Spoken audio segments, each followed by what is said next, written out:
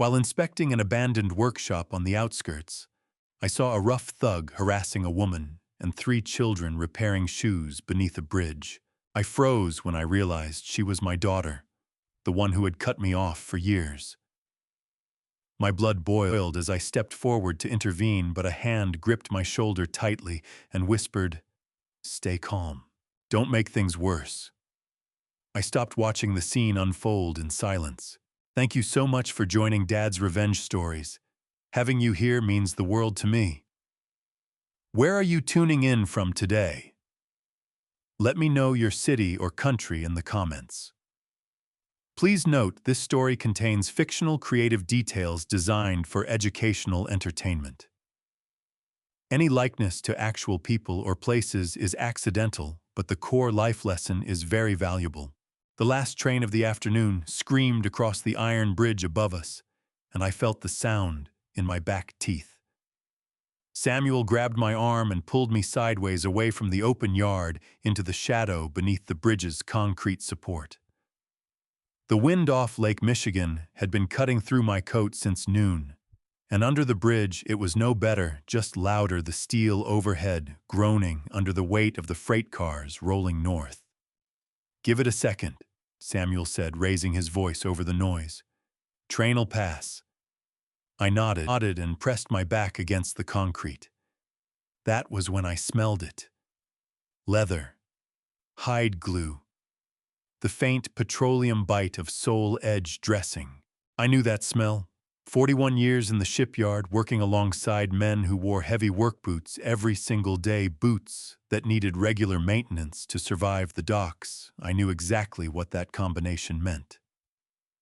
Someone nearby was doing repair work on leather footwear. Hand repair. The kind you do when you cannot afford to replace what is wearing out. I turned toward the smell without thinking, the way you turn toward a voice you recognize in a crowded room. Through a gap in a torn blue tarp, strung between 2 support columns, I saw a fire burning low in a metal drum. And beside it, crouched on a flattened cardboard mat, I saw my daughter. Clara was wearing a canvas jacket 2 sizes too large, the cuffs folded back to free her fingers. Her hands moved over a work boot laid across her knee, a steel-toed lace-up logger boot, the kind worn on construction sites, the sole separating at the toe. She was pressing the gap closed with contact cement, working a small brush along the seam with the steadiness of someone who had done this many times before. Her fingers were red from the cold. The skin across her knuckles had cracked and was bleeding in at least 2 places, though she did not appear to notice. Beside her, sitting on an overturned paint bucket, was Emma. My granddaughter was 11 years old, and she was holding a rusted cookie tin on her lap. Her head was bent over it, and she was counting coins, not playing at counting. Not the way children count change for fun, but genuinely counting, moving each coin from one side of the tin to the other with her index finger, her lips moving slightly. In her other hand, she held a small spiral notebook, and after every few coins, she stopped and wrote something down with a pencil worn to a stub. Owen, 7 years old, sat cross-legged on the ground near the drum fire, sorting small tubes and bottles into groups, contact, cement, edge, dressing, saddle, soap, arranging them by size along a piece of cardboard with the focused attention of a boy who had been given a job and intended to do it right. And in the far corner, inside a large cardboard box that had been turned on its side and lined with what appeared to be a folded moving blanket, sat June. 3 years old, perfectly still. Her knees were pulled to her chest, and her eyes were open, watching her mother work, and she was not crying, not reaching, not making a sound. She simply sat and watched, as though she had already understood something about this place and this life that no child her age should ever have to understand. I could not move. My hand found the concrete behind me, and I pressed my palm flat against it, needing something solid. Samuel had not seen them yet.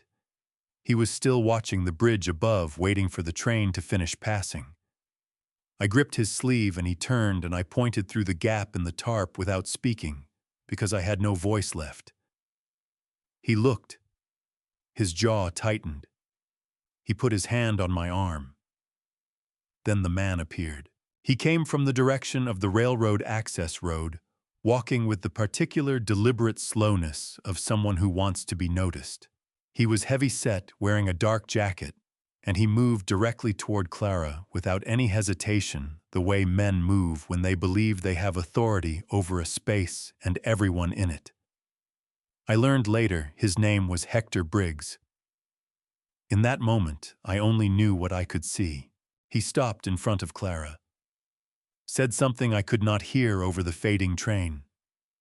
Clara looked up, and whatever she saw in his face made her shoulders drop, not in relaxation, but in the way a person's body drops when they are bracing for something they have already accepted. She reached into the pocket of the oversized jacket and produced a small fold of bills, which she held out without looking at him directly. Hector took the money, counted it. Then he reached down and hit the cookie tin out of Emma's hands. The tin struck the concrete and the coins exploded outward, quarters and dimes and pennies skipping and rolling across the wet pavement, disappearing into the shadows, into the cracks, gone. Emma flinched so hard she nearly fell off the paint bucket. Owen scrambled to his feet. June pressed herself further back into the cardboard box and wrapped both arms around her own knees. The rage that went through me in that moment was physical, a heat that started in my chest and moved down my arms and into my hands. And I was already pushing off the concrete wall when Samuel stepped directly in front of me and put both hands flat against my chest. Arthur. His voice was low and hard and absolutely clear. Stop. He is leaving. And Hector was leaving, already turning away, already walking back toward the access road unhurried, as though he had simply stopped to complete a minor errand. He never looked back. Samuel kept his hands on my chest until I stopped pushing against them. My heart was slamming so hard I could feel it in my ears. Across the gap in the tarp, Clara was already on her knees gathering coins from the wet concrete with her cracked and bleeding fingers, and Emma had climbed down from the paint bucket to help her, and neither of them said a word to each other. "Let me call Lucas," Samuel said quietly, his eyes steady on mine. "Give me the plate number on that vehicle." I gave it to him. My voice came out steady. "I do not know how." Samuel stepped away and raised his phone to his ear. I turned back to the gap in the tarp. Clara had found most of the coins. She was placing them back in the tin one by one, and Emma was holding the tin open for her, and June had not moved from the corner of the cardboard box, and Owen had gone back to his bottles and tubes, sorting them in the same careful order as before. The fire in the drum popped once and settled. I had not seen my daughter in 11 months. I had believed things about those 11 months that I now understood were not true. And standing in the cold under that bridge with the last freight car rolling north overhead, I understood that whatever I had believed, whatever I had been told the truth, was here, right here in the red cracks across Clara's knuckles and the stub of Emma's pencil, and the absolute stillness of a 3-year-old girl who had taught herself not to ask for anything. Samuel returned to my side. "Lucas has the plate. He is on it." He paused. "Arthur, she does not know you are here yet." I stepped out from behind the concrete support and walked toward the tarp. Clara saw me before I reached the tarp. She had been kneeling on the concrete pressing coins back into the tin with her cracked fingers, and then she looked up. The way people look up when something in the air changes, when a presence enters a space that has been closed for a long time. Her eyes found me, and she went completely still. The coin she was holding dropped from her fingers and rang against the pavement and rolled away, and she did not watch it go. She said one word, Just my name. Not Dad. Not Father. Just Arthur, the way she used to say it when she was very small, and something had frightened her badly enough that formality collapsed entirely.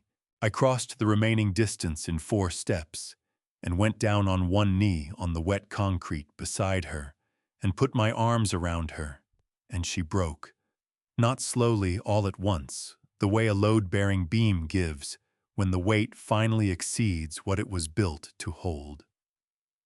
She grabbed the front of my coat with both fists and pressed her face against my shoulder, and the sound she made was not crying exactly.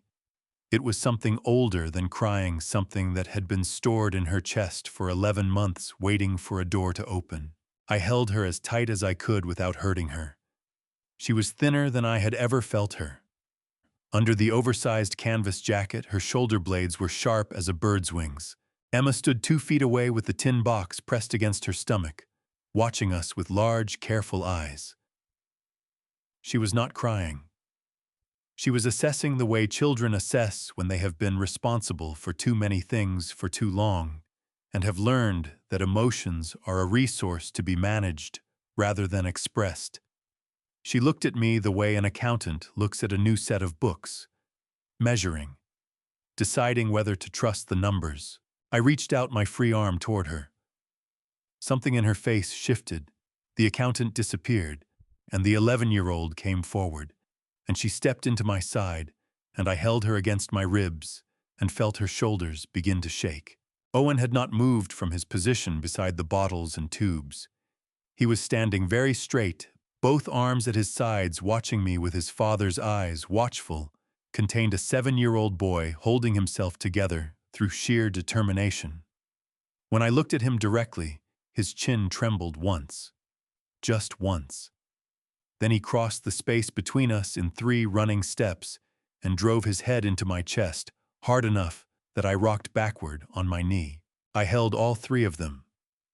Clara and Emma and Owen there on the concrete under the iron bridge with the wind coming in off the lake, and the fire dying in the drum, and the last light of the afternoon fading above the freight tracks.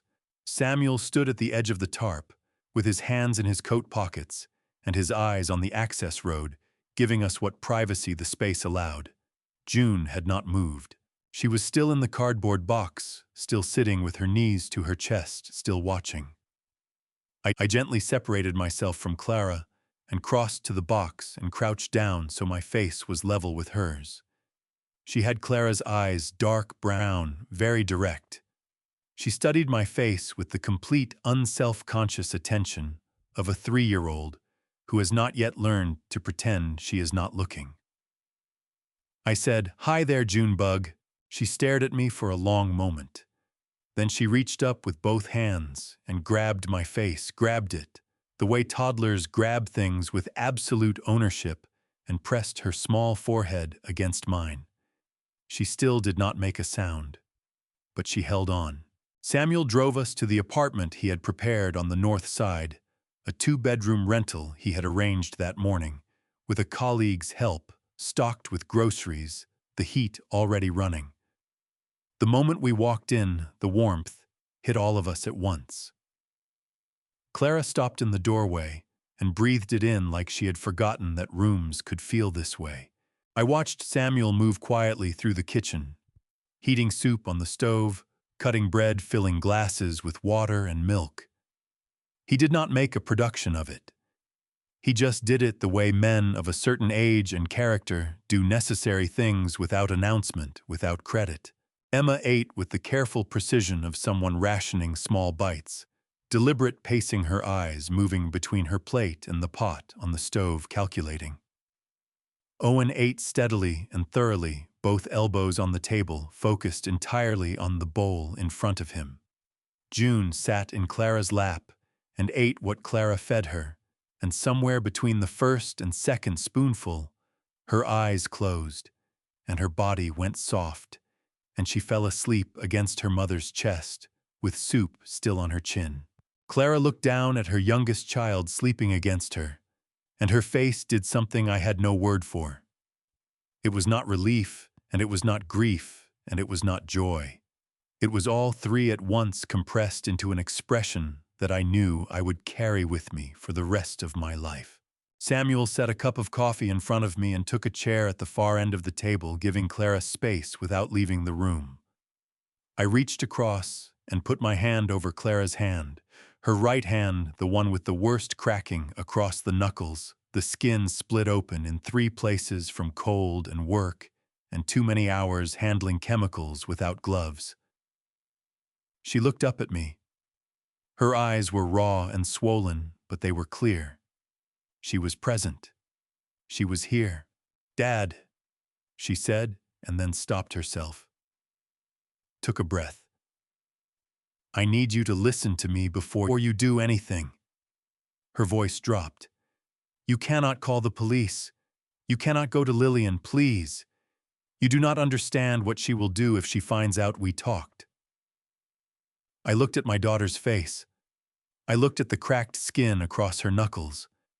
I looked at Emma's careful eyes still watching me from across the table. "All right," I said. "Talk to me."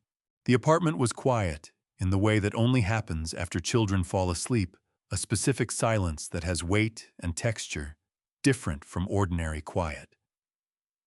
Samuel had moved to the armchair near the window, a legal pad open across his knee, his pen resting in his fingers, but not writing yet. Clara sat across from me at the kitchen table, both hands wrapped around a mug of tea she had not drunk. I sat and waited, and let her find the beginning. She found it the way people find the beginning of a painful story, not at the actual start, but at the moment they first understood something was wrong. "When Davis died," she said, "I did not know how to think about that much money. Davis Merritt, her husband, killed 14 months ago when a crane cable failed at a loading facility in Gary, Indiana. The insurance settlement was $600,000, the result of a workplace liability claim that took 8 months to resolve. I had helped her find the attorney who negotiated it. I had sat beside her in that conference room when they slid the settlement agreement across the table. Lillian came to see me 3 days after the check cleared," Clara said. "She drove out to the apartment in Evanston. She brought food, a whole chicken, cornbread, sweet potato pie. She sat with me for 4 hours. Clara's jaw tightened. "She was so kind, Dad. She held my hand. She told me she understood what it was to lose a husband. She said she wanted to help me protect what Davis had left for the kids." Samuel's pen moved once across the legal pad. I did not look at what he wrote.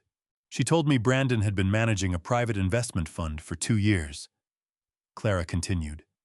"She showed me statements, printed statements with letterhead and account numbers and quarterly returns. 12% annually. She said it was conservative, low risk, designed specifically for families in transition." Clara's voice cracked on the last 2 words. "Families in transition. That is what she called it." "Did you speak to anyone else before you transferred the money?" Samuel asked. His voice was careful, and even the voice he used in depositions. Clara shook her head. "Lillian said the fund was invitation only, that bringing in outside advisors would complicate the process. She said she was doing us a favor by including us." She pressed her fingers against her eyes. "I was 31 years old, and my husband had been dead for 8 months, and I had 3 children, and I just wanted someone to tell me what to do. She wired $200,000 first in March, then another $200,000 in June when Brandon sent updated statements showing strong first-quarter performance. The final $200,000 went in September when Lillian called to say a short window of opportunity was closing and Clara needed to move quickly to protect her position in the fund. $600,000. Transferred in 3 installments over 6 months, each one following a phone call from Lillian, each one accompanied by paperwork that looked professional and official and was, as far as Clara could determine, entirely fabricated. Brandon called me in November, Clara said. He was crying. He said the fund had suffered catastrophic losses. A bad derivative position, something about interest rate exposure. He used a lot of words I did not understand. He said he was devastated. He said Lillian was devastated. He said he was so sorry. She set the mug down on the table. The tea sloshed over the rim and she did not wipe it up. He sent me a document showing the fund's balance. 0. Every dollar gone. I was holding the edge of the table with both hands, and I did not realize it until I felt the wood grain pressing into my palms. And then Lillian called, Clara said. The next day, she was calm. She said not to panic. She said Davis's old business partner had lent money to some dangerous people, and those debts had transferred to me somehow. She was not clear on the details. She said she was still finding out, and that a man named Hector Briggs might come around asking about it. She said if I stayed at the Evanston apartment, he would find me and could use it in a custody case. Clara looked up at me. She said the safest thing for the children was to disappear quietly for a little while. She said she knew a place, under the Kedzie Bridge, where a community had formed where I would be protected. She said she would handle everything. She said she would get it sorted out in a few weeks. The kitchen light hummed above us. Outside, a city bus groaned past on the wet street. Clara, I said. My voice came out lower than I intended. Hector Briggs does not work for any creditor. Samuel's team ran the plate. He is a private individual out of Cicero with no connection to any debt collection agency. Clara blinked.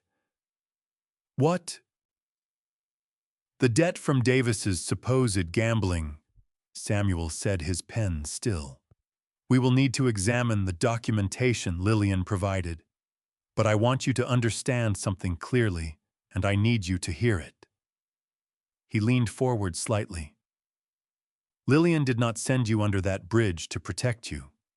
She sent you there to keep you away from your father, away from lawyers, and away from any bank or government office where you might start asking questions about where $600,000 actually went. The color left Clara's face so completely that I reached across the table and grabbed her hand because I thought she was going to fall. She told me she was protecting us, Clara whispered. I know she did, I said. Clara's hands began to shake inside mine, a fine, constant trembling that she could not control, starting in her fingers and moving up through her wrists. Her breath came faster. Then she pressed her free hand flat against the table and forced herself to breathe slowly, the way a person breathes when they are determined not to come apart in front of someone they love. Samuel closed the legal pad. He looked at me across the table with an expression I had seen only twice before in 30 years of friendship. The expression he wore when he had already understood something and was waiting for the right moment to say it. Arthur, he said quietly, I need to ask you something. In the past year, did Lillian ever suggest you see a doctor, specifically a psychiatrist or a neurologist? My hand tightened around Clara's. The kitchen light hummed. Something cold moved through my chest that had nothing to do with the November air coming through the window sill. Yes, I said. She did, before I uncover the secret that changes everything. Comment still here. So I know you're still following this story. The truth ahead will reveal a side of this family no one expected. Also, please note, this story includes fictional elements created for entertainment and educational purposes. If this type of story isn't for you, you can stop the video here. The knock came at 11:43. I know the exact time because I was looking at the clock above the stove when it happened, one of those automatic habits you develop after decades of shift work, always knowing what hour it is, always measuring the day in increments. Samuel was still in the armchair. Clara had fallen asleep, sitting up on the couch. Her head tipped back, her cracked hands open in her lap, like she had simply run out of the energy required to hold them closed. I had covered her with the blanket from the bedroom without waking her. I opened the door and Lucas walked in. He was wearing civilian clothes, dark jeans, a gray thermal, a canvas work jacket that he had owned since his academy days. I knew immediately. Not because of the clothes, though those told part of the story. I knew because of the way he held his chest. Lucas had carried himself a certain way since the day he graduated, shoulders back, chin level, the particular posture of a man who wears authority as naturally as he wears his own skin. Tonight, that posture was gone. His shoulders were forward. His jaw was set hard in the way it sets when he is working to keep his face from showing something he does not want seen. I stepped back to let him in and put my hand briefly on his shoulder as he passed. He was rigid under my palm. Samuel closed the legal pad and set it on the side table. He did not say anything. He simply looked at Lucas with the steady attention of a man who has spent 40 years reading rooms and already understands what kind of room this is. Lucas stood in the center of the kitchen and looked at his sister asleep on the couch. Something moved through his face, a quick, unguarded grief there, and gone in under 2 seconds. Then he looked at me. Internal Affairs served the suspension order at 6 this evening, he said. Effective immediately. Conduct unbecoming misuse of department resources and accepting consideration from a private party in connection with an active investigation. He said it the way he would recite a statute, flat, precise, no editorial. The evidence package they presented included a wire transfer record showing $4,800 deposited into an account linked to my name, and a signed statement from a confidential informant claiming I had suppressed a search warrant request in exchange for payment. I pulled out a chair from the kitchen table and sat down. My legs required it. Lucas, Samuel said carefully, is there any account linked to your name that you did not open yourself? I have a checking account and a savings account at Midwest Federal, Lucas said. Both opened in person, both with identification. The account in the evidence package is a prepaid account opened online 14 months ago in my name with my social security number. He paused.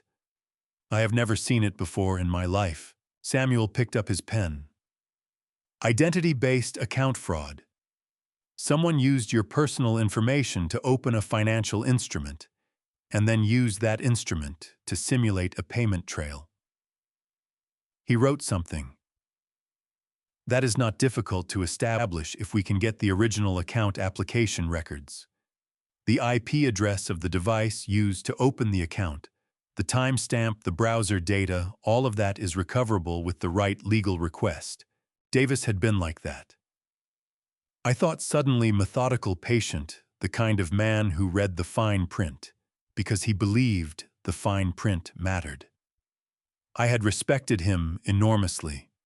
He had loved Clara in the specific way that steady, serious men love quietly, consistently, without drama. Whatever debts Lillian had invented for him were as false as everything else she had built.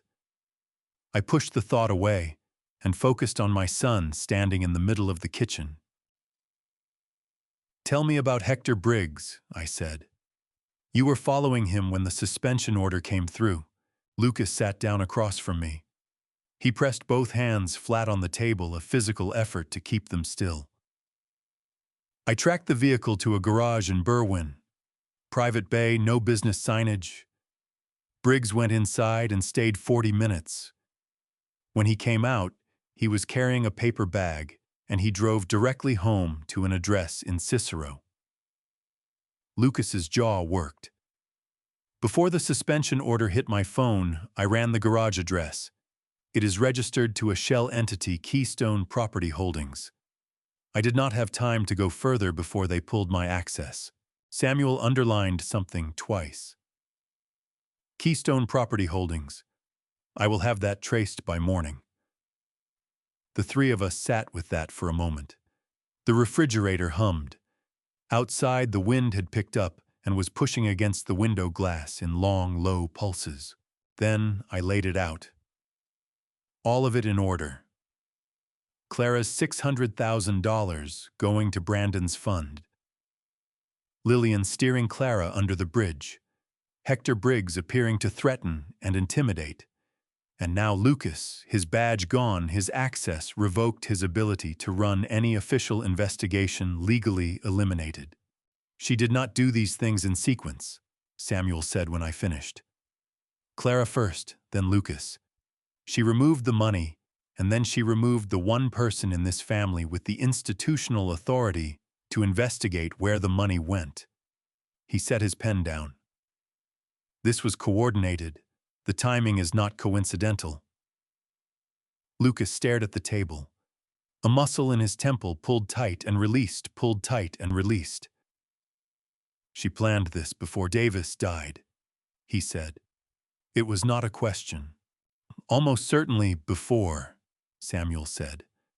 I thought about the day Lillian had first come to my door 3 years ago.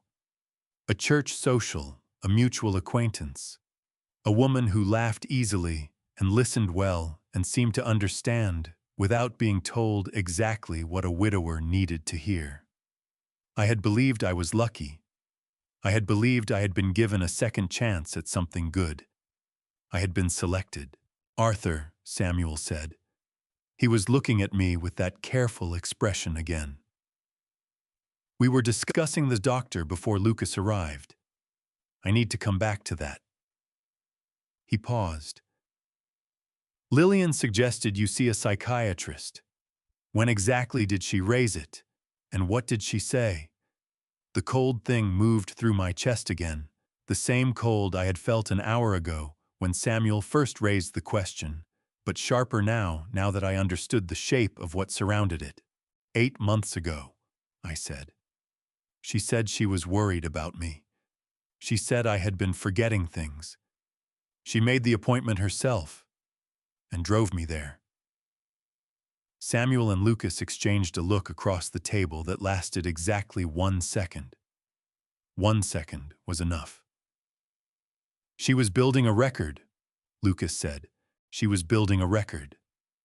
I sat with those 4 words, after Lucas said them, turning them over the way you turn over a piece of machinery you have pulled from an engine, examining each surface, looking for the point of failure. A record.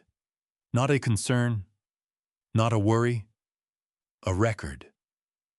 The difference between those two things is the difference between a wife who loves her husband and a woman who is constructing a document trail designed to be used against him. 8 months ago, Lillian had set a cup of coffee in front of me at the kitchen table and sat down across from me with her hands folded and her eyes soft and said, Arthur, I'm worried about you. You've been forgetting things. Little things, but they're adding up. I think we should have you looked at just to be sure. She had said it with such gentleness that I had felt grateful. I had felt cared for. I had let her make the appointment and drive me to the office on Michigan Avenue and sit in the waiting room while a man I had never met asked me to repeat sequences of numbers and identify objects in photographs and draw a clock face showing 10 minutes past 11. What was the doctor's name? Samuel asked. Garfield, I said. Peter Garfield, office on Michigan Avenue near the river. Samuel wrote it down. I know that name. He has a solid reputation, which is interesting. He looked up from his legal pad. Because Diane Kowalski called me 2 days ago. I had not heard Diane's name in months. She had been Margaret's closest friend. They had known each other for 30 years. 2 women who walked together every morning and finished each other's sentences and kept each other's secrets, the way only long friendships do. After Margaret died, Diane had tried to maintain the connection with me, but Lillian had been quietly present at every visit, every phone call, every dropped-off casserole, until Diane's appearances had simply faded. And I had accepted the fading as natural. It had not been natural. Diane told me that Lillian has been telling the neighbors you are declining, Samuel said. Cognitively. She has been doing it for approximately 8 months, the same time frame as the doctor's appointment. She described it as a gradual thing, very sympathetic in tone. Poor Arthur, she would say. He repeats himself. He loses things. It's heartbreaking to watch. Samuel's voice stayed level, but the pen in his hand pressed hard enough against the legal pad that I could hear the difference in the scratch of it. She told the woman across the street. She told the couple at the end of the block. She told the pastor at the church you attend, Arthur. She told him you had good days and bad days, and that she was managing it quietly because you were a proud man and would not want a fuss. Lucas pushed back from the table and stood up. He walked to the window and stood there with his back to us, both hands gripping the windowsill, his shoulders rigid. I understood. He needed something solid to hold on to, and he did not want me to see his face while he was finding it. She took photographs, Samuel continued. Diane saw her. Lillian photographed the hook by the back door where you hang your keys on the days your keys were on the counter instead. She photographed that too. She kept a written log. Diane saw it once by accident on the kitchen table, dates and brief descriptions. Left stove burner on 4 minutes. Told same story about the Galveston job twice in one evening. Could not locate reading glasses found in coat pocket. Every item on that list was true. Every single one of them had a simple explanation that had nothing to do with cognitive decline. I had left the burner on once while distracted by a phone call. I had told the Galveston story twice because I had forgotten I had already told it. That evening my reading glasses were in my coat pocket because I had been reading on the porch. Normal. Ordinary. The unremarkable small failures of a 71-year-old man living a full life. Documented, assembled, and presented as evidence of deterioration. Peter Garfield refused to sign the report, Samuel said. Lillian requested a specific diagnosis, mild cognitive impairment, early stage, consistent with pre-dementia presentation. Garfield spent 45 minutes with you, Arthur. He administered the standard cognitive battery. He told Lillian the results did not support the requested diagnosis, and he would not produce a document that misrepresented his clinical findings. She must have been furious, Lucas said from the window. His voice was controlled but thin at the edges. She was, Samuel said. And Garfield recorded the conversation. In Illinois, only one party to a conversation needs to consent to recording for it to be legal, and Garfield was that party. He recorded Lillian explicitly requesting a false diagnosis for her husband. He recorded her suggesting that his fee would be generously supplemented if the paperwork reflected the correct findings. Samuel paused. He contacted my office yesterday. The file is already in my possession. The kitchen light hummed. I became aware that my hands were shaking, a low, continuous trembling in my fingers, that I had to press flat against my thighs to stop. Not from fear. From the specific fury of a man who has just understood that he was not losing his mind. That he had never been losing his mind. That every moment of quiet self-doubt over the past 8 months, every time he had wondered if the forgetting was real, if the repetition was real, if Lillian's gentle, worried eyes were seeing something he could not see in himself, every single one of those moments had been manufactured. She had made me doubt my own memory. She had sat across from me at my own kitchen table with her hands folded and her eyes soft, and made me afraid of my own mind. Lucas turned from the window. His eyes were red at the rims, but his voice was steady. We have the recording. We have Diane's account. We have the fabricated account used to frame me. He looked at Samuel. What are we still missing? Samuel picked up his pen. The money. We know where it went in. We do not yet know where it went after. He looked at me. But I know someone who can tell us. Arthur, there is a woman Lillian trusted completely. Trusted enough to put her name on paper. He paused. Her name is Diane Kowalski. Diane already called you, I said. Diane called me about the neighbors, Samuel said. But there is something else she mentioned. Something she saw in Lillian's home office 6 months ago when she stopped by unannounced. He tapped the pen against the legal pad once. A name on a document. A company name. She wrote it down because it struck her as odd. He turned the legal pad toward me. Written in Samuel's precise handwriting was a single line. Draper Holdings, LLC. Diane Kowalski arrived at 7:15 in the morning carrying a thermos of coffee and wearing the same expression I had seen on her face at Margaret's funeral, the expression of a woman who has already grieved the thing she is about to discuss and is now simply reporting the facts of it. She was 58 years old, built solidly with gray, threaded through dark hair she kept short and practical. Margaret had described her once as a woman who said exactly what she meant and meant exactly what she said, and in 30 years of knowing her, I had never found that description to be wrong. She sat down at the kitchen table, poured coffee into 3 mugs without being asked, and folded her hands in front of her.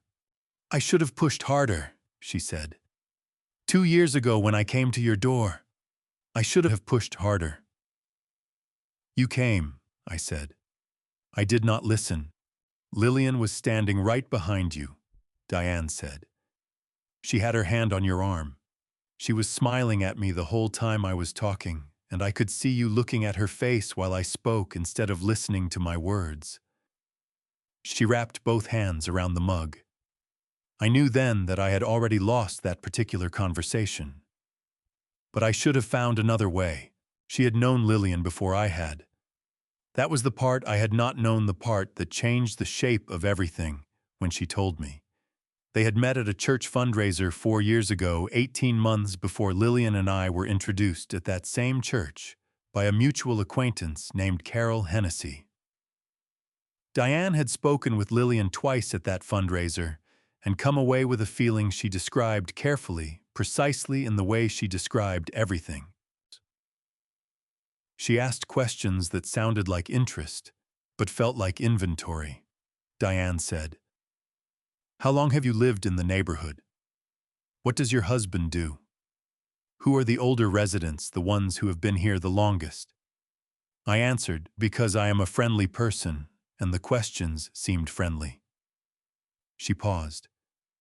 But when I walked away, I felt like I had been assessed. Like someone had walked through my house and noted the value of the furniture without touching anything. Margaret had felt it too. Diane told me this plainly with her eyes steady on mine because she understood that I needed the truth more than I needed to be protected from it. My wife Margaret, who had been dead for 4 years, who had loved me for 39 of them, had told Diane 3 months before she died that the woman she kept seeing at church events made her uneasy. She had not been able to say exactly why. She had said only that the woman reminded her of the smell before a storm, a change in pressure that your body registers before your mind understands what it means. I pressed my thumb and forefinger against my eyes and held them there for a moment. Margaret told you this, I said. The Tuesday before her first surgery, Diane said. We were walking the route along the park, the one we always walked. She said, "Diane, if anything happens to me, watch out for Arthur. He is a good man, and good men trust too much." Diane's voice did not break. It thinned slightly and then steadied. I promised her I would.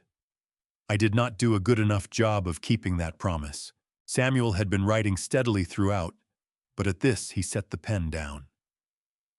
He looked at Diane across the table with an expression I did not often see on Samuel, something unguarded, something that had slipped past the professional composure for just a moment before he brought it back. "Mrs. Kowalski," he said, "you mentioned a document, a company name you saw in Lillian's home office. Diane reached into the front pocket of her jacket and produced a folded piece of paper, a grocery receipt, the back of it covered in her handwriting. She unfolded it and placed it on the table. 8 months ago, she said. Lillian had invited me for coffee. First time she had ever done that. I thought perhaps she was making an effort that things might be different. The corner of her mouth moved in something that was not a smile. I arrived 5 minutes early. The front door was unlocked. She had said to just come in. She was running slightly behind. I walked to the kitchen, and her office door was open, and on the desk I could see a manila folder with a label on the tab. Diane tapped the receipt. I read it. I should not have, but I read it. And then I went back outside and stood on the porch until she came downstairs, and I sat and had coffee with her and talked about the neighborhood, and I went home and wrote down what I had seen. I looked at the receipt. Her handwriting was small and very neat. Draper Holdings, LLC, Property Acquisition, Lake Forest. Below that, a figure. $580,000. The number hit me in the sternum, the way a physical impact does a pressure, a displacement of breath. Clara's money. $600,000 wired to Brandon's invented fund over 6 months, and here was $580,000 of it, sitting in a property record inside a folder in Lillian's home office labeled so neatly that Diane had been able to read it from the doorway. She had not hidden it well inside her own home. She had not needed to. Nobody was supposed to come looking. Lake Forest, Samuel said. He was already writing. I can pull the Cook County property records this morning. If Draper Holdings LLC is the registered owner of a residential property in Lake Forest, we will have the purchase price, the date of acquisition, and the name of the title company that processed the sale. He looked up. That is a paper trail that does not disappear. Diane looked at me across the table. Her eyes were the particular dark blue of a sky before snow steady clear, already past the storm. Arthur, she said, Margaret would want you to finish this. I reached across the table and put my hand over hers. Her fingers turned and gripped mine with a strength that surprised me, the grip of a woman who had been waiting 2 years to be useful and was finally precisely exactly that. Tell me everything else you remember, I said. Start from the beginning. Samuel found it while Diane was still talking. He had opened his laptop on the corner of the kitchen table, running property searches in one window, while he listened with the other half of his attention, a skill he had developed over 4 decades of legal work, the ability to process 2 streams of information simultaneously without losing the thread of either. He held up one hand, not interrupting Diane but signaling, and turned the laptop so I could see the screen. It was a community bulletin from the website of Calvary Presbyterian Church on the north side, posted 9 weeks ago. The headline read, Prayer Vigil for Missing Daughter Clara Merritt. Below it was a photograph of Clara that I recognized, her daughter Emma's 3rd birthday party, Clara laughing with cake frosting on her chin. Below the photograph, a short paragraph asking the congregation to pray for a young mother who had lost her way and for her family who missed her deeply. The post was credited to a donor who wished to remain anonymous but had generously covered all associated costs. The donor was not anonymous to me. She organized a prayer vigil, I said. Diane stopped mid-sentence. She looked at the screen. A muscle in her jaw tightened. She cried, Diane said. At the vigil. I was there because Pastor Glenn called everyone on the neighborhood prayer chain. Lillian stood at the front of the room, and she cried, and she thanked everyone for coming, and she said she was doing everything she could to find Clara. Diane's voice dropped to something very quiet and very precise. And she was wearing Margaret's pearl earrings. I stood up from the table. I walked to the window and stood there with my back to both of them because I needed 10 seconds. in which neither of them could see my face.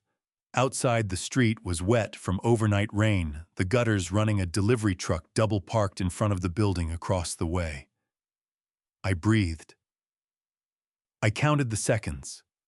Then I turned back around. "Call Pastor Glenn," I said to Samuel. Samuel was already dialing. Pastor Glenn Whitfield answered on the second ring. He was 67 years old, a man I had met twice at community events, tall, deliberate in his speech, with the particular calm of someone who has sat beside enough hospital beds and grave sites to have made his peace with the full range of human experience. Samuel put the call on speaker and introduced himself and explained that he was making inquiries in connection with Clara Merritt's whereabouts. Pastor Glenn was quiet for a moment. Then he said, "I have been thinking about that young woman." Samuel leaned forward. "In what way, Pastor?" "There is a woman who comes to our food pantry," Pastor Glenn said. "Has been coming for several months. Young, 3 children, 2 boys and a girl. The girl is very small. The woman never asks for anything beyond what is offered. She takes what she is given. She thanks whoever is serving, and she leaves." He paused. "About 6 weeks ago, I happened to mention her to one of our deacons. I said I wished I knew her situation better, that I felt she needed more support than a weekly food bag. The deacon told me she had seen the woman working under the Kedzie Bridge repairing boots, he thought, or shoes of some kind." Samuel looked at me across the table. I kept my face still. "Pastor Glenn," Samuel said, "did you share this information with anyone else?" Another pause. Longer this time. "She came to discuss the prayer vigil follow-up and to thank the congregation for their support. During our conversation, she asked whether anyone in our community had seen or heard anything about Clara." He stopped. "I told her about the woman at the food pantry. I told her about the Kedzie Bridge. I did not know at the time that—" He stopped again. "I did not make the connection. I did not realize the woman I was describing might be the same person she was looking for." The line was quiet for a moment. When Pastor Glenn spoke again, his voice had changed, lower-weighted, with something I recognized as the specific distress of a good man who has understood that his kindness was used as a tool. "I told her exactly where," he said. "I told her the bridge, the intersection, the general area. I told her the woman came most mornings." He exhaled slowly. "Mr. Greer, was that woman Clara Merritt?" "Yes," Samuel said. Pastor Glenn did not respond immediately. When he did, his voice was very controlled. "Mrs. Vance expressed no recognition when I described her. None whatsoever. She thanked me for the information and said she would follow up through the appropriate channels." A pause. "She was already looking for her. She already knew." "She knew where Clara was before she organized the vigil," I said. Samuel ended the call and set the phone on the table. Diane had her hands wrapped around her coffee mug so tightly that her knuckles had gone pale. The morning light came through the kitchen window at a low angle, putting a long rectangle of gray across the floor between us. She built the vigil to protect herself," Samuel said. "If anyone came to her and said, 'Lillian, did you know your stepdaughter was living under a bridge?' she had an answer ready. She had a church full of witnesses who had watched her weep and pray and organize. She had a paper trail of concern." He picked up his pen. "And she used Pastor Glenn to confirm that Clara was still in place, still isolated, still exactly where Lillian had put her. I thought about Lillian standing at the front of that church, with Margaret's pearl earrings in her ears, crying in front of neighbors who had known my family for 20 years. I thought about every person who had looked at her and felt sympathy. I thought about every person who, if I had tried to tell them the truth in that moment, would have looked at me the way people look at a man who is losing his grip on things." A man whose wife had already told the pastor he had good days and bad days.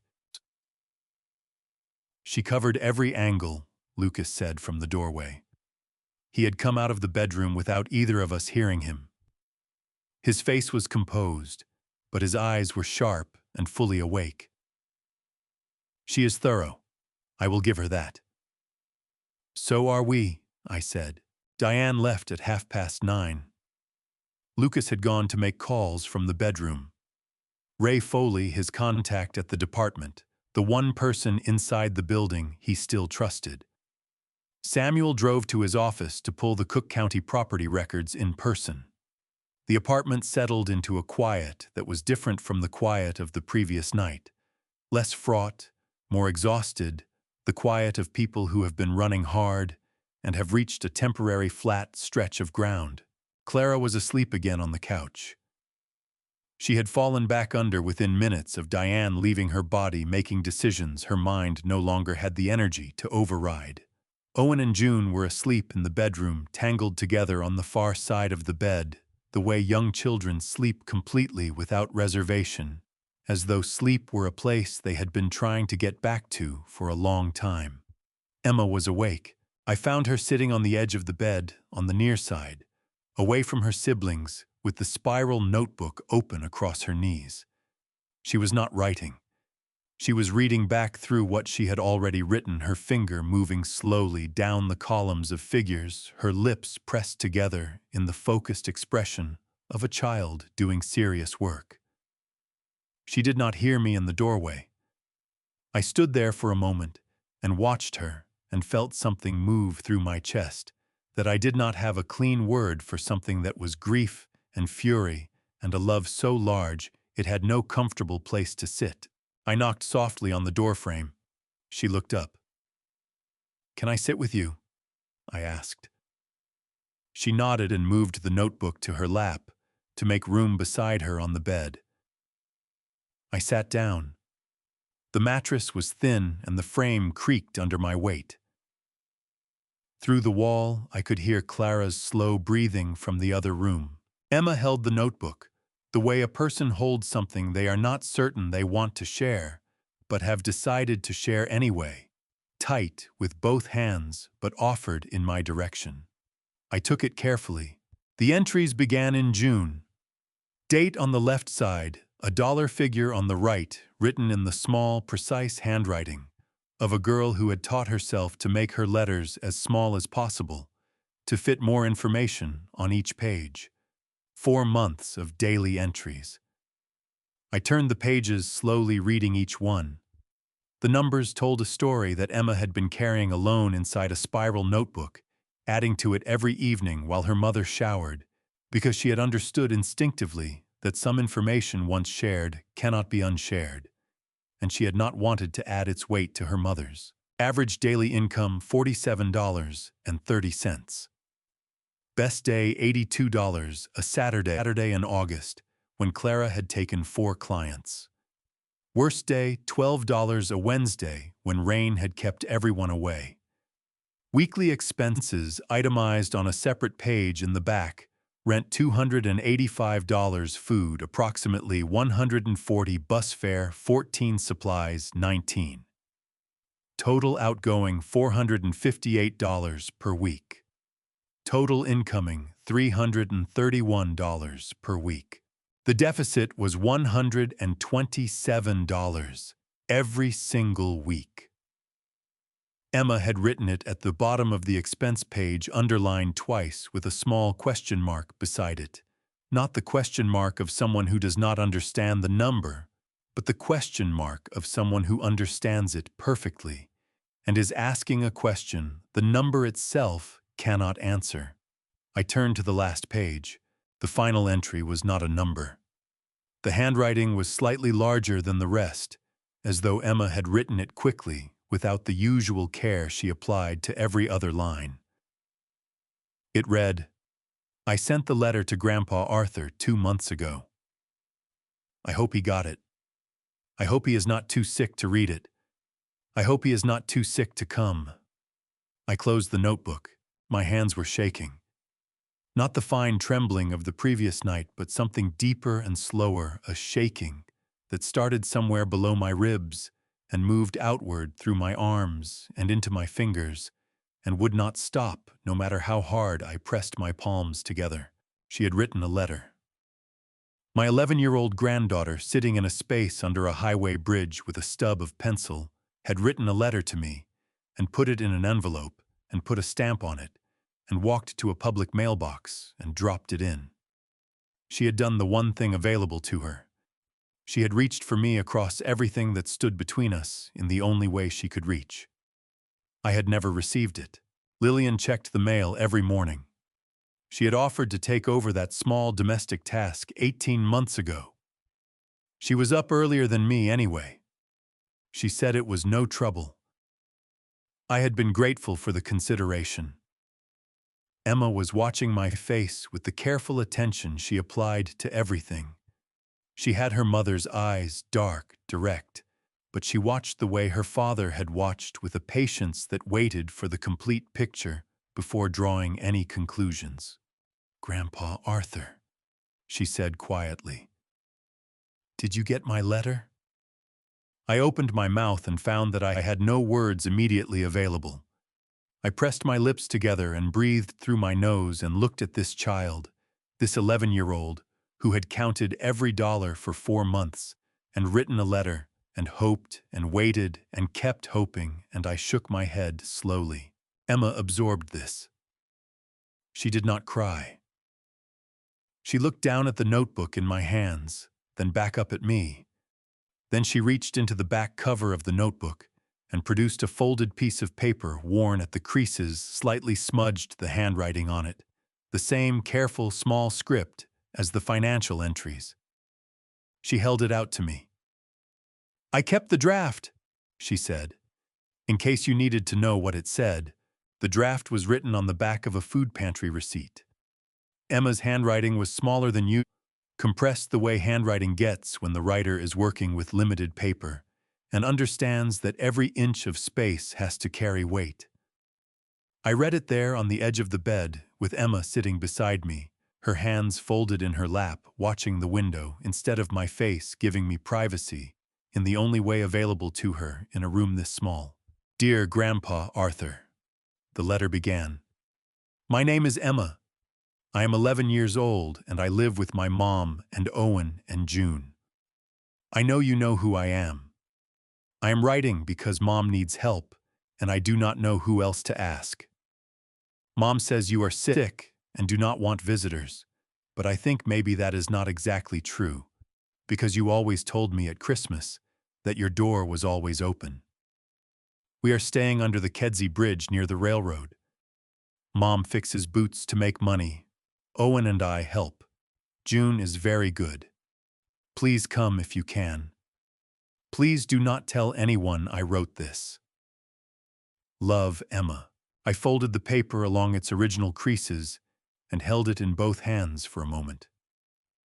Then I put it in the inside pocket of my jacket against my chest, and I sat there and breathed and did not say anything because there was nothing to say that the letter had not already said better than I could. Emma turned from the window and looked at me. Her chin was steady. Her eyes were dry.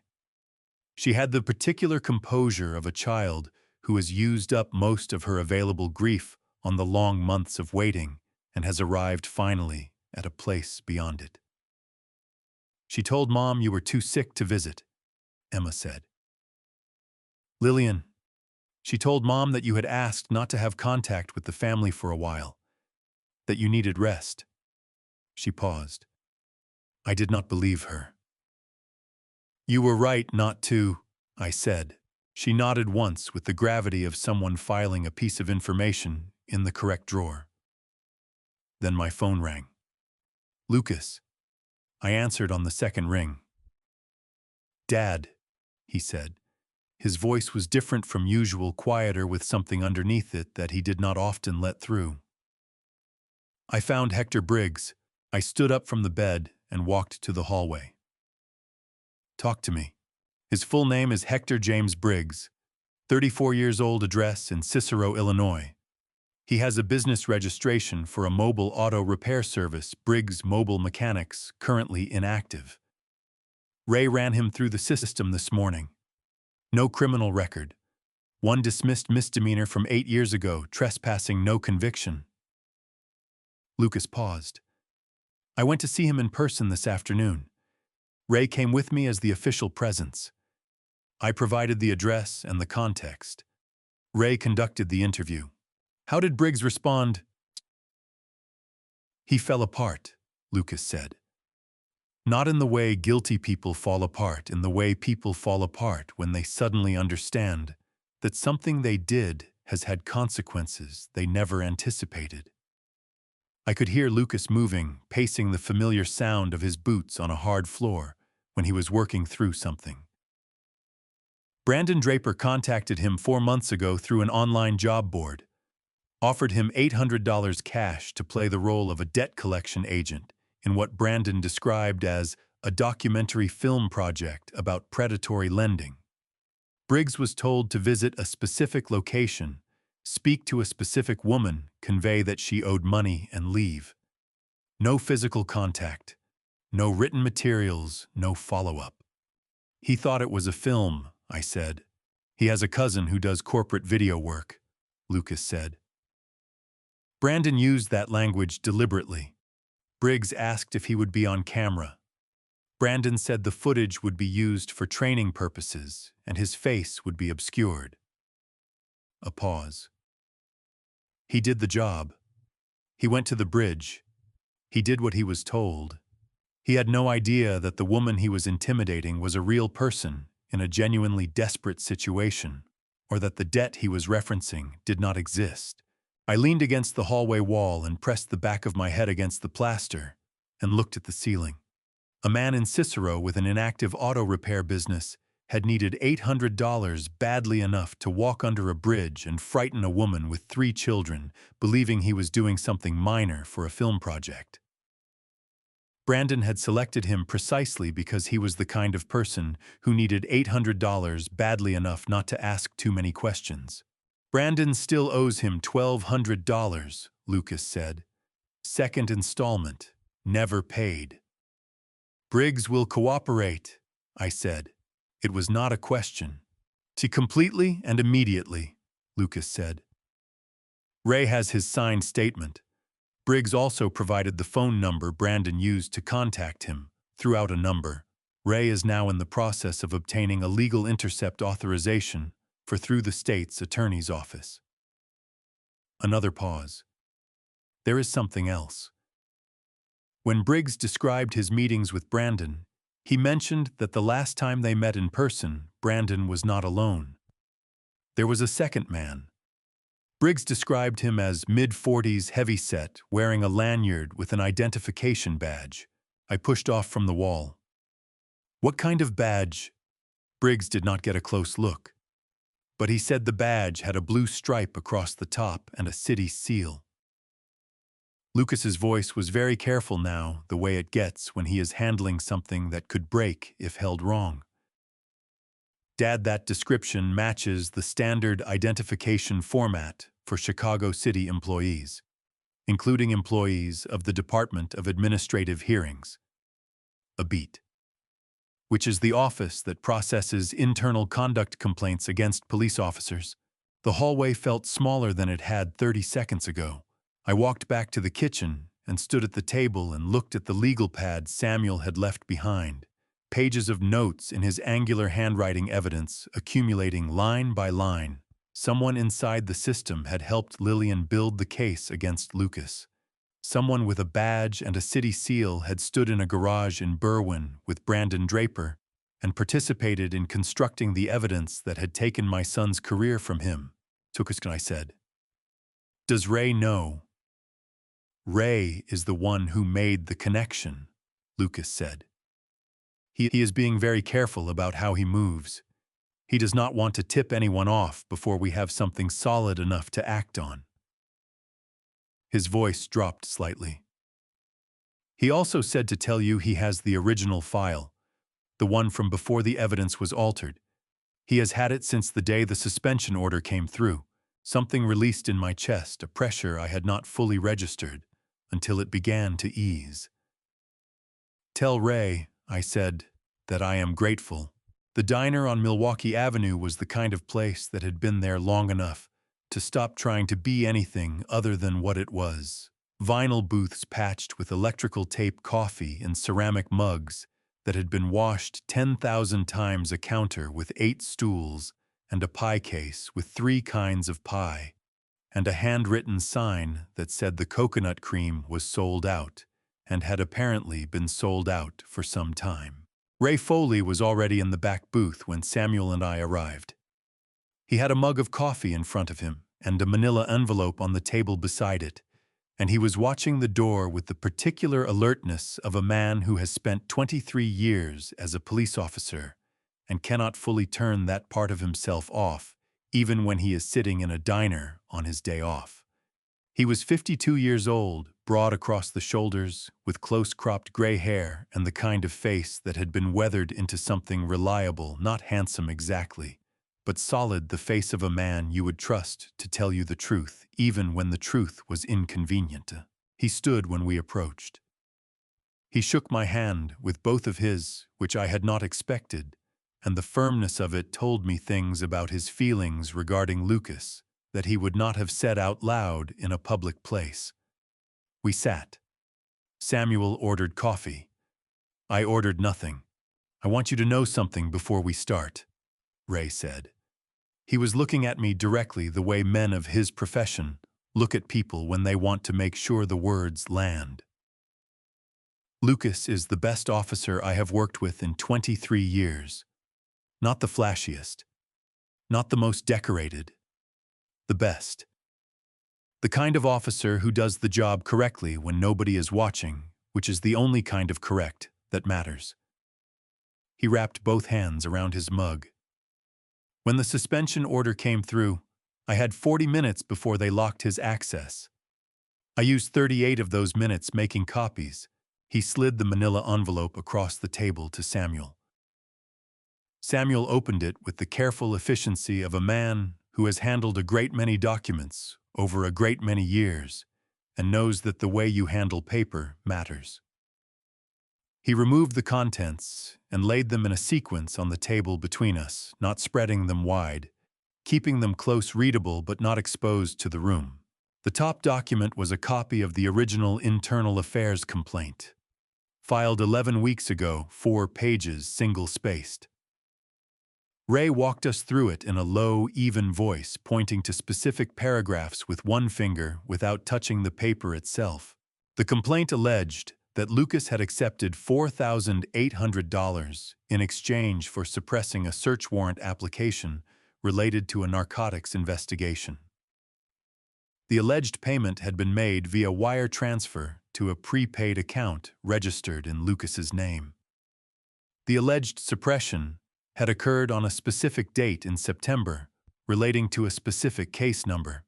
"Here's the problem with that," Ray said, "and I spotted it the same day I read it, which is why I made the copies." He pointed to the bottom of the second page. "The case number cited in the complaint.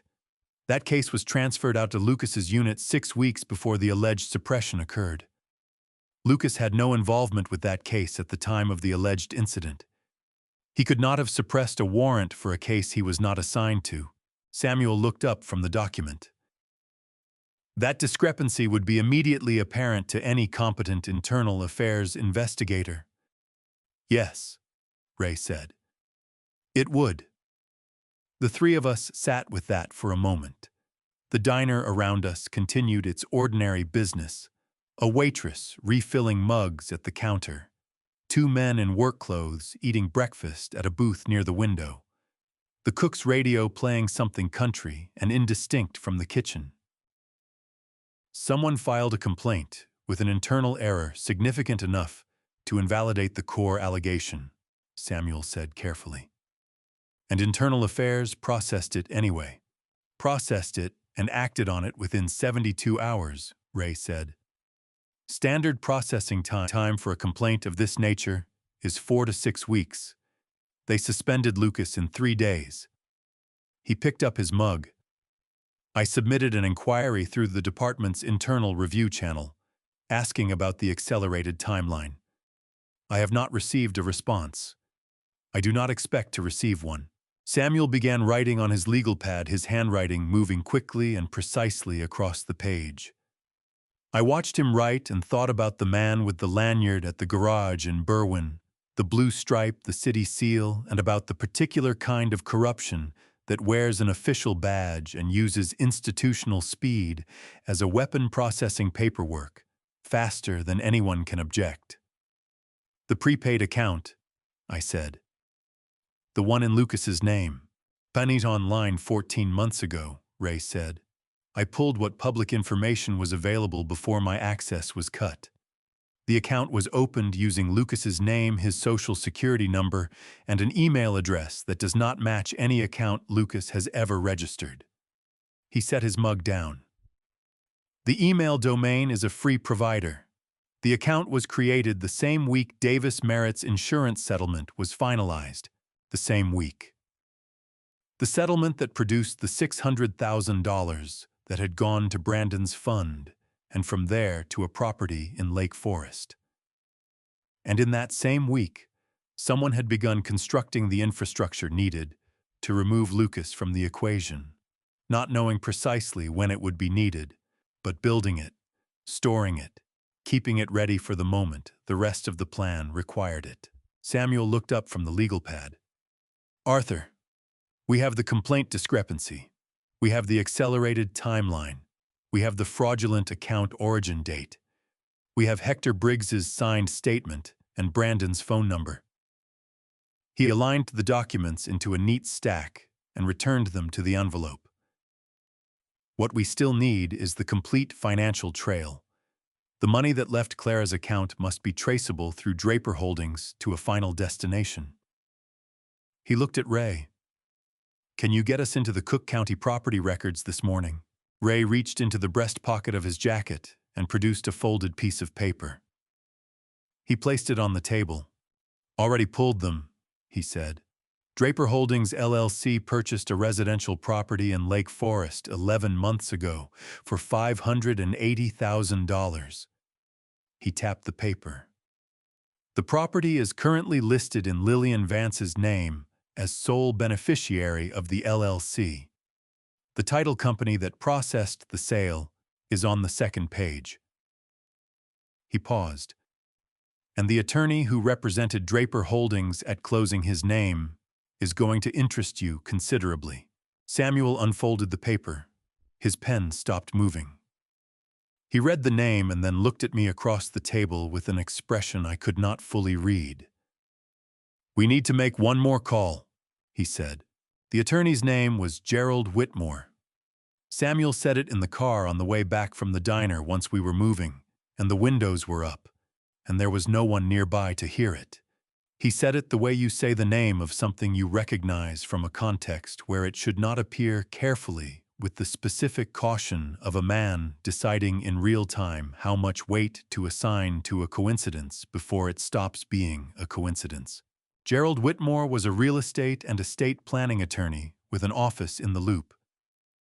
Samuel had referred clients to him twice over the past decade. He was competent, well-regarded, not the kind of man whose name appeared on fraudulent property transactions. Except that it had. His name was on the closing documents for the Lake Forest property representing Draper Holdings LLC 11 months ago. He may not have known, Samuel said. If Draper Holdings was presented to him as a legitimate entity with proper formation documents, he would have had no reason to question it. He turned onto the expressway. But I need to speak with him before we go any further. He made the call from the car, hands-free, while I watched the Chicago skyline move past the passenger window. Whitmore answered personally. The conversation lasted 6 minutes. When Samuel ended it, he was quiet for a moment, and then he said, "He is cooperating fully. He had no knowledge the entity was fraudulent.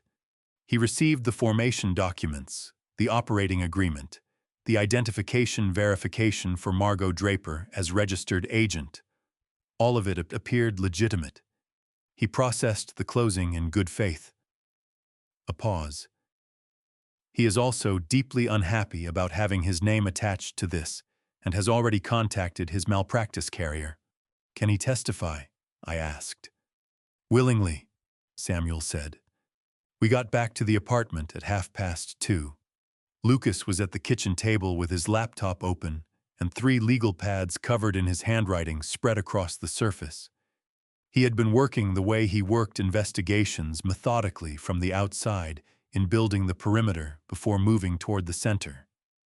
He looked up when we came in, and his eyes went to Samuel's face first, reading the result there before either of us spoke. Whitmore is clean, Lucas said. It was not a question. Clean and cooperative, Samuel confirmed.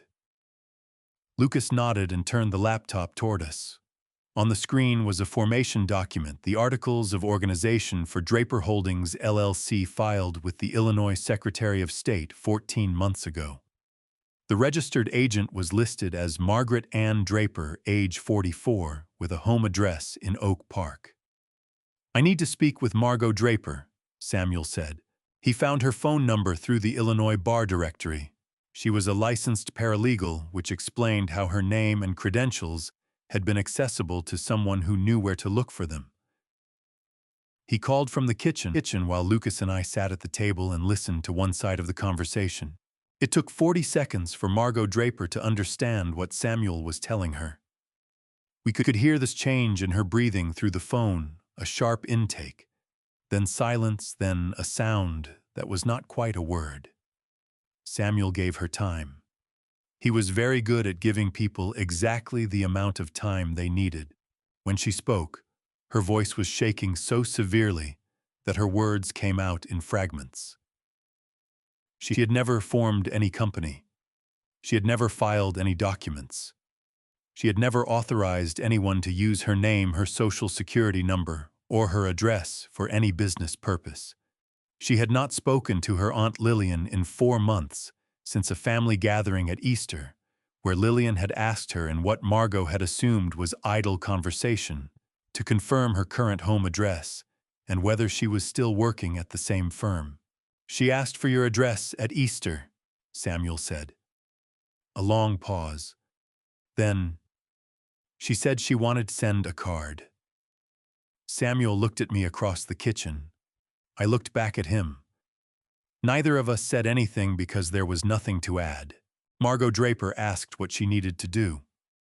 Samuel told her clearly, and without softening it, she was the victim of identity theft under federal statute. Her personal information had been used without consent to establish a fraudulent business entity that had received and laundered a substantial sum of stolen money, and her cooperation with federal investigators would be both necessary and, given her status as a victim, legally protective of her own interests. He told her an FBI agent would contact her within 24 hours. He told her not to speak to Lillian or Brandon under any circumstances. She said she understood.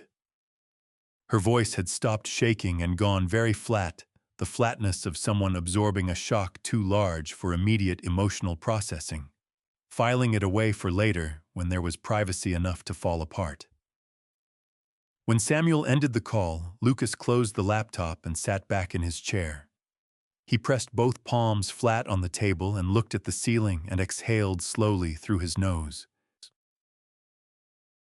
We have Whitmore, he said. We have Margot. We have the property record. We have the account origin date matching the settlement week. We have Briggs's statement and Brandon's phone number. He brought his eyes back down level. Samuel, is it enough for a federal referral? Ma, it is enough for the U.S. Attorney's Office to open a preliminary inquiry, Samuel said. Which is what we want. We do not want to file through local channels because local channels have already demonstrated they can be accelerated by someone with a badge and a city seal. He picked up his pen. I will contact the federal office tomorrow morning. I had been listening to this exchange from across the table, and now I stood up slowly and walked to the window. The afternoon light was going flat and gray over the rooftops, the kind of light that comes before the temperature drops. In 2 days, Lillian would check the mail and find nothing unusual and believe everything was still exactly as she had arranged it. I wanted to keep it that way for a little while longer. "Not yet," I said. Samuel looked up. Lucas looked up. "I do not want them arrested quietly," I said. "I do not want a knock on the door at 6 in the morning and a brief item in the court records that nobody reads." I turned from the window. "I want every person who watched Lillian cry at that prayer vigil to see exactly what she is. I want every person who was told I was losing my mind to understand what she was doing and why." I looked at Samuel. "Can you give me 2 more weeks?" Samuel studied me for a long moment. Then he picked up his pen. "Tell me what you have in mind," he said. The box was on the kitchen counter when I came back from the bedroom. Clara had placed it there while I was washing up a small cedar box 8 inches by 5, the lid fitted with a simple brass clasp that I had shaped myself on the bench in the garage the summer Clara got married. I had spent 3 evenings on that box. Not because it was complicated, the joinery was straightforward. The finish was 2 coats of Danish oil rubbed in by hand, but because I had wanted it to be right. I had wanted the thing I gave her to be something made, not purchased. Something that had my hands in it. I stood in the kitchen doorway and looked at it on the counter and felt the full weight of the past 11 months settle across my shoulders all at once. Clara was sitting at the kitchen table with a mug of tea. She was watching the box the same way I was watching it, not moving toward it, not moving away, simply acknowledging that it was there, and that the moment around it required something neither of us had quite found yet. "I carried it everywhere," she said. "Under the bridge, to the food pantry. When we had to move spots because of the rain, I put it in the bottom of the supply bag before I put anything else in." She pressed her thumb against a crack in the rim of her mug. "I do not know why exactly. It felt like the last thing I had that was just mine, that nobody had taken yet." "Why did you not open it?" I asked. She looked at me. Her eyes were steady, but the skin around them was tight. With an effort, I recognized the effort of saying something true that is also painful. "Lillian told me you had changed toward me after Davis died. She said you blamed me for not being more careful with the money. She said you had told her you needed time before you could talk to me." Clara's jaw tightened. "She said the box was something you had given me out of obligation, and that opening it would only remind me of how things used to be between us. Before I had become," she used the word, "disappointment." The word landed exactly as she intended it to, which is to say it landed like something dropped from a height onto a hard floor. I crossed the kitchen and picked up the box and brought it to the table and set it down between us. The brass clasp caught the overhead light and threw a small bright point across the tablecloth. I sat down across from Clara. "Open it," I said. She reached out and touched the clasp, but did not lift it immediately. Her fingertips rested on the brass for a moment, feeling the metal, feeling the shape of it, the way you touch something you have been afraid to touch for a long time before you commit to the touching. Then she pressed the clasp and lifted the lid. Inside was a plain white envelope sealed with Clara's name written on the front in my handwriting.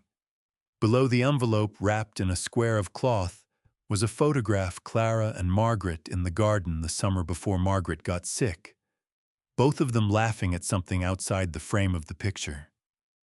I had put it there because I had wanted Clara to open the box and see her mother's face before she read anything I had written. Clara picked up the photograph first.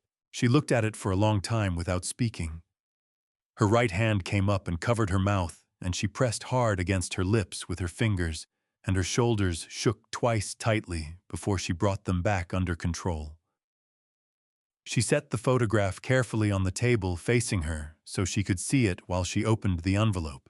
She unfolded the single sheet inside and read it. I watched her eyes move across the lines slowly at first, then stopping, going back to the beginning, reading it again from the start. I had written 4 sentences.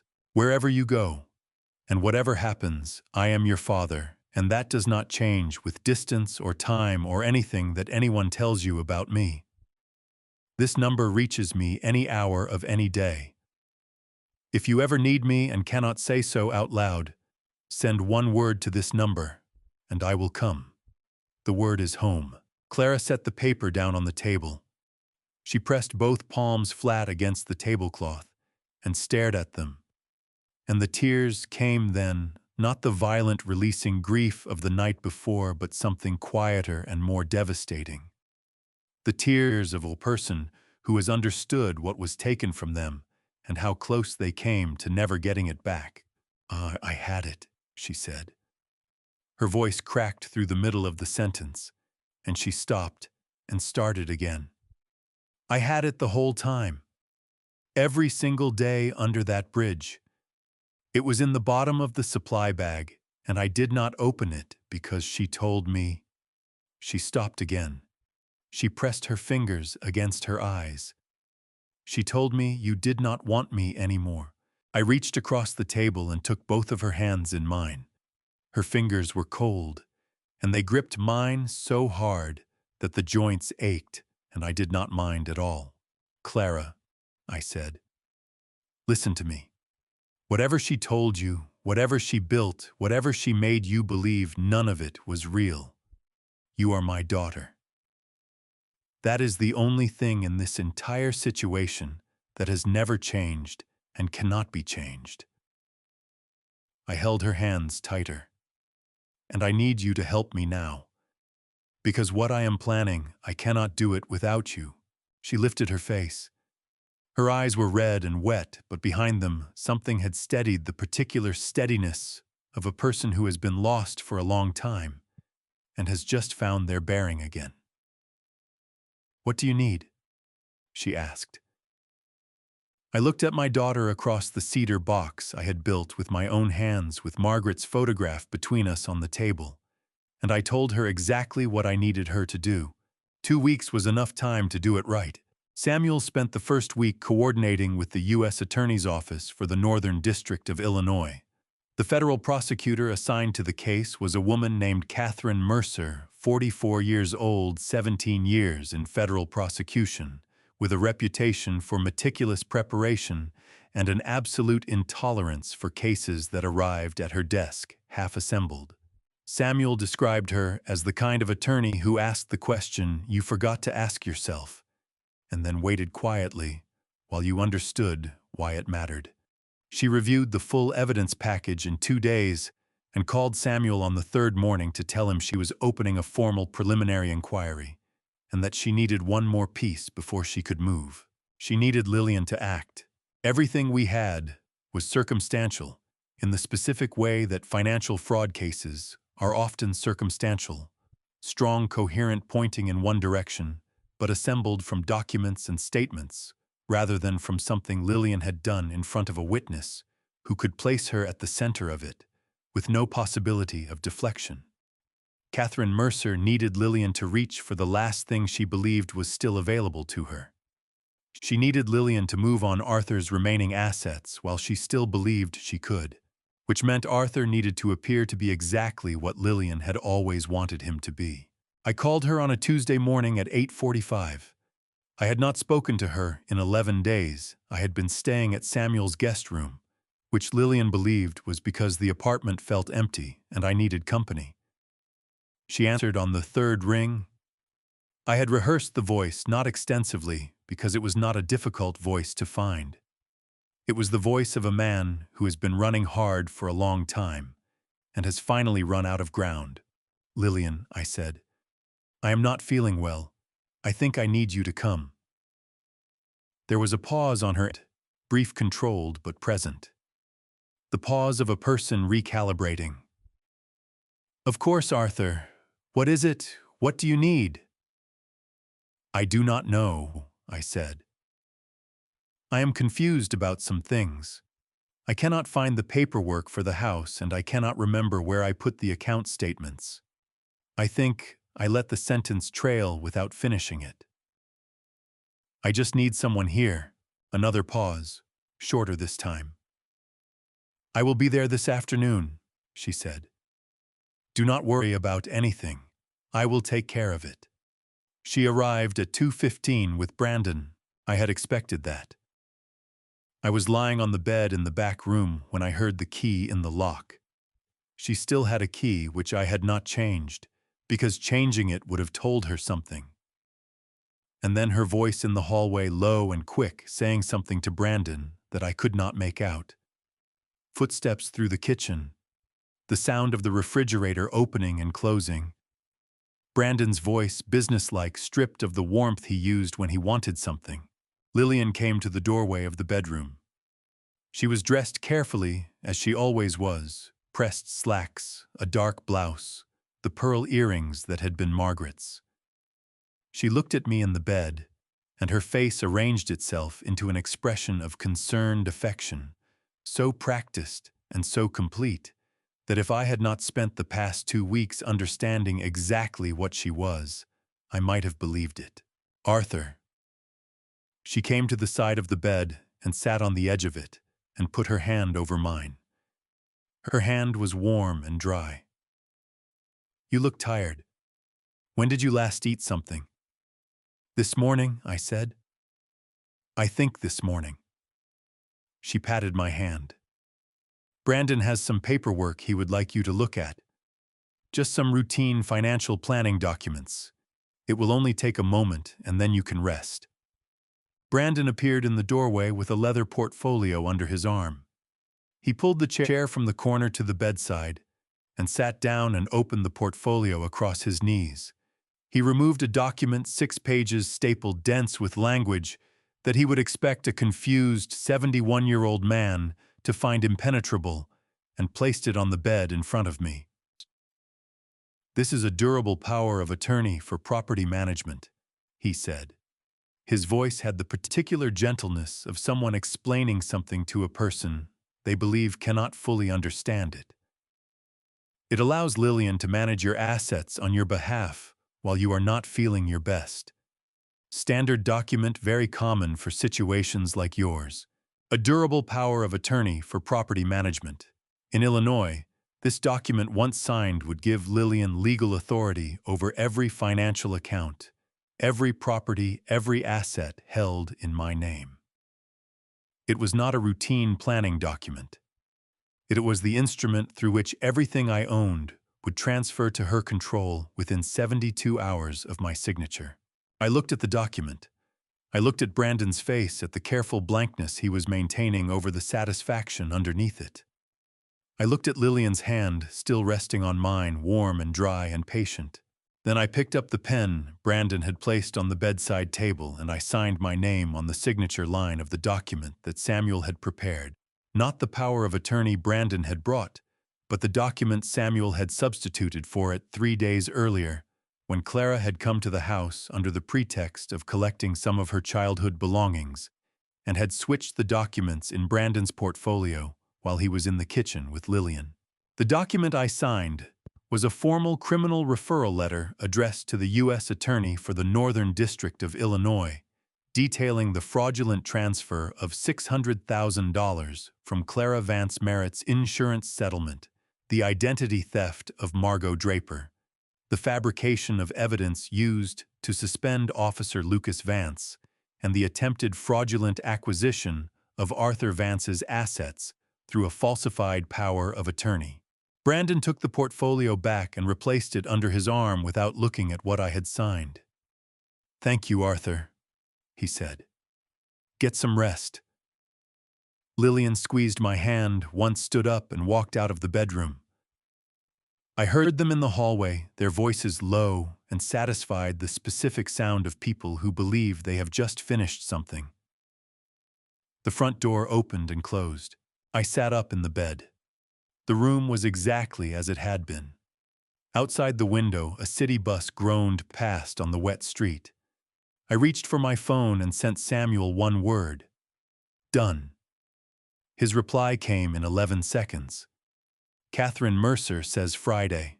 The invitation arrived on Wednesday. Samuel brought it to the apartment in an envelope he had already opened, which told me he had read it before deciding whether to bring it at all. He set it on the kitchen table in front of me without comment and poured himself a cup of coffee and stood at the counter while I read it. It was a card, heavy stock cream-colored, printed in a font that communicated expense without announcing it. Brandon Draper and Associates cordially invited selected guests to an evening reception at the Langham Chicago Hotel Friday the 15th, 7 o'clock, to mark the launch of a new residential development portfolio in the greater Chicago metropolitan area. Cocktails, dinner remarks from the principals. Business attire requested. RSVP by Thursday noon. I set the card down on the table. He registered a new business entity 6 weeks ago, Samuel said from the counter. Draper Development Partners, filed in Delaware, which gives him more operational flexibility than an Illinois filing. He is using the Lake Forest property as collateral for a construction loan application. He brought his coffee to the table and sat down. He is moving the money again, turning the asset into leverage for a new venture before anyone has a chance to freeze it. He thinks he is finished, I said. He thinks he is so finished that he is celebrating, Samuel said. Lucas came in from the hallway with his jacket over his arm. He had been at Ray Foley's apartment for the past 2 hours, going over the operational details with Ray and the 2 FBI field agents Catherine Mercer had assigned to the case. He dropped into the chair across from me and looked at the invitation on the table and picked it up and read it and set it back down. Ray confirmed the FBI team will have 4 agents inside the venue by 6:30, Lucas said. 2 in the catering staff, 2 as guests. Catherine Mercer will be positioned in the hotel management office on the 2nd floor with direct communication to the lead agent. He looked at Samuel. She wants the evidence package displayed before the agents move. She wants every person in that room to see it first. She is thorough, Samuel said. She said, if we are going to do this, we are going to do it completely. Lucas said. She said half a public exposure is worse than none because it gives the defense room to argue prejudice. He paused. She also said she has been waiting 3 years for a case clean enough to make a full public presentation, and she intends to use the opportunity. I looked at the invitation again. The Langham, Chicago. I had been to that hotel once many years ago for a retirement dinner for a foreman I had worked under at the yard. The room had been beautiful, and I had felt entirely out of place in it, a man in a borrowed suit, among people who wore suits as a matter of course. I had spent most of the evening near the window looking out at the river. I would not feel out of place on Friday. We went through the plan in full, the 4 of us around the kitchen table with Samuel's legal pad at the center and Lucas's notes spread alongside it. Samuel would arrive at 6:15 with the evidence package loaded on a secure drive coordinate with the hotel's AV technician, who had been briefed through the hotel management office, and ensure the main presentation screen could be accessed from a secondary input. Ray would enter with the 2 FBI guest agents at 6:45, positioned near the main entrance and the emergency exit on the east wall. I would arrive at 7:15 after the room was full, after Lillian and Brandon were deep enough into the evening to be comfortable. The moment I walked through the door, Samuel would begin the upload to the presentation screen. "What if she sees you come in and tries to leave immediately?" Lucas asked. "Ray and the agents will be at the exits," Samuel said. "What if Brandon tries to cause a scene before the presentation finishes? The lead agent will be within 6 feet of him the entire evening," Lucas said. "Positioned as a potential investor, Brandon will spend half the night trying to pitch him." Lucas almost smiled at that. Almost. We finished going through the details at 8:30. Ray left first, then Samuel, both of them, with the particular purposeful quiet of men who have done what they came to do and are conserving themselves for what is coming. Lucas stayed. He carried the cups to the sink and washed them without being asked the way he had done since he was 12 years old, and had decided that cleaning up after a meal was a reasonable contribution to a household. I stood at the window. Outside, the first snow of the season was coming down, not heavily, just the early light scatter of it, the kind that melts when it hits the pavement, but accumulates on windowsills and parked car rooftops and the bare branches of the oak tree at the end of the block. The street lamps caught it as it fell, and for a moment it was genuinely beautiful in the way that first snow always is before it becomes something you have to manage. Lucas dried his hands and came to stand beside me. He did not say anything immediately. He looked out at the snow with his hands in his jacket pockets, and I looked at it too. And we stood there together the way we had stood in the doorway of his mother's hospital room the night before she died. Not because there was nothing to say, but because the things that needed to be said were too large for the words available to us. And we had both known each other long enough to understand that standing in the same place at the same time was its own complete form of communication. "Dad," he said. He kept his eyes on the window. "When this is over, what do you want?" I thought about it for a moment. The snow coming down outside, the oak tree at the end of the block. "I want to go back to the workshop," I said. "I want to build something." Lucas nodded slowly, as though this were the most reasonable answer he had ever heard, and also exactly the one he had expected. He put his hand on my shoulder briefly, firmly, the grip of a son who has his father's build and his mother's instinct for when touch matters more than words. Then he picked up his jacket from the chair. "Friday," he said. "Friday," I said. I wore the navy suit. It was the only suit I owned that still fit the way a suit is supposed to fit. Not because I had maintained it carefully, but because I had worn it so rarely that it had never had the opportunity to become anything other than what it was the day I bought it. I had worn it twice. Once to Davis Merritt's funeral, standing beside Clara in a hospital corridor, while a doctor explained to us in careful language what had already happened. Once to Margaret's funeral, where I had stood at the front of the church and shaken hands for 2 hours, and not cried once because I had understood instinctively that if I started, I would not be able to stop, and there were things that needed doing. I put it on in Samuel's guest room at 6:55 and stood in front of the mirror and looked at myself for a moment. 71 years old. Hands that had spent 4 decades working ship steel and garage wood and were now going to walk into the most expensive hotel in Chicago and end something. The cab dropped me at the Michigan Avenue entrance at 7:12. The doorman held the door. I walked through it. The Langham lobby was exactly as I remembered it from the retirement dinner 20 years ago. Marble floors, the particular quality of light that comes from fixtures designed to make everyone inside them look slightly better than they do in ordinary life. A hum of conversation and movement that had its own specific frequency. The frequency of people who are accustomed to rooms like this and move through them without adjusting their posture. I adjusted mine, not because I was intimidated, but because I was paying attention, and paying attention requires stillness. The reception was on the 3rd floor. I took the elevator. The doors opened onto a corridor lined with tall arrangements of white flowers in black vases, and at the end of the corridor, the double doors to the event space stood open, warm light, and the sound of a string quartet coming through. A young woman with a tablet checked names at the door. I gave her mine. She found it Samuel had ensured I was on the list, and gestured me through with a practiced smile.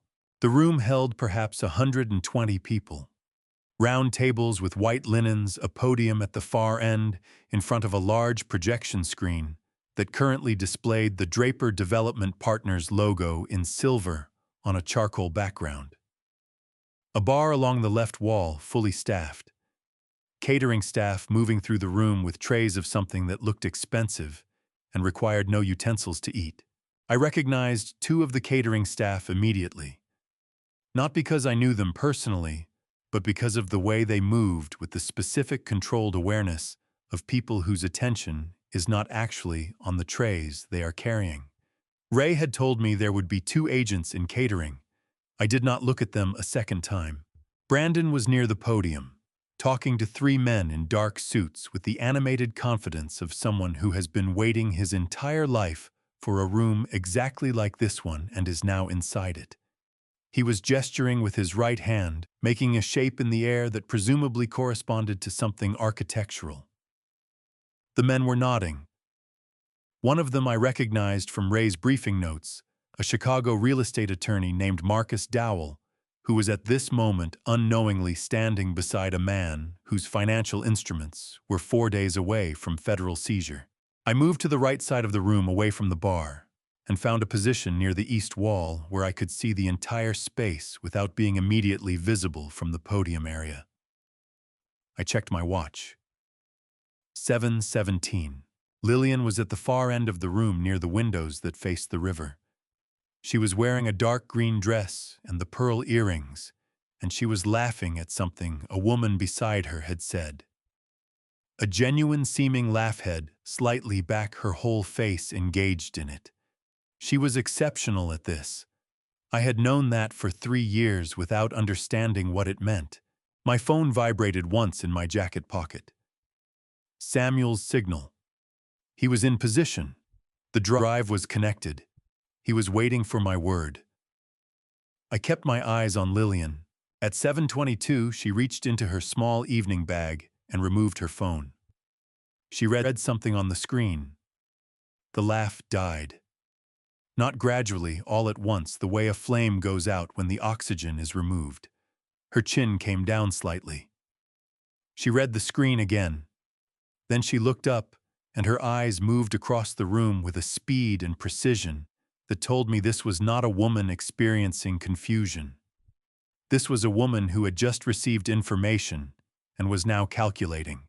Her eyes found the east wall exit. She took one step toward it and stopped. Ray Foley was standing at the east wall exit with his arms at his sides, wearing a dark suit and the expression of a man who has arrived exactly where he intended to be. Lillian's eyes moved to the main entrance. The two FBI guest agents had positioned themselves there at 7:15, bracketing the doorway with enough spacing to appear unrelated. She would not have known their faces, but she knew what contained movement looked like, and the movement at that doorway was contained. Her eyes swept the room one more time and found me. I was standing 12 feet away. I had not moved toward her.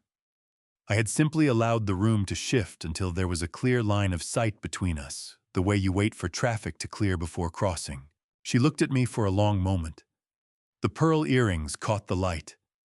Her face was very still and very composed, and behind her eyes something was moving very fast. Calculations, assessments, the rapid inventory of a person who has built something elaborate and is now watching it develop cracks from the foundation up. I reached into my jacket pocket and took out my phone and typed one word to Samuel. Now. The projection screen behind the podium went dark for 2 seconds. Then it changed. The first image on the screen was Emma. Not a document, not a financial record, not a chart showing the movement of $600,000 through a shell company. Just Emma, 11 years old, sitting on an overturned paint bucket under the Kedzie Bridge in the gray October afternoon light. Her head bent over a rusted cookie tin, counting coins with the focused precision of a child who has been doing the work of an adult for longer than any child should. The room went quiet in the specific way that rooms go quiet when something unexpected and irreversible has entered them. I walked to the podium. I did not rush. I had spent 41 years on a shipyard floor where moving too fast meant someone got hurt, and I had carried that habit into every room I had entered since. I set my phone on the podium surface and looked out at 120 people who were looking back at me with expressions ranging from confusion to the early stages of understanding. Brandon had stopped talking mid-sentence. He was standing near the front table with his hand still raised in the gesture he had been making when the screen changed, and the three men he had been speaking to had all turned to look at the projection behind the podium, and none of them were looking at Brandon anymore.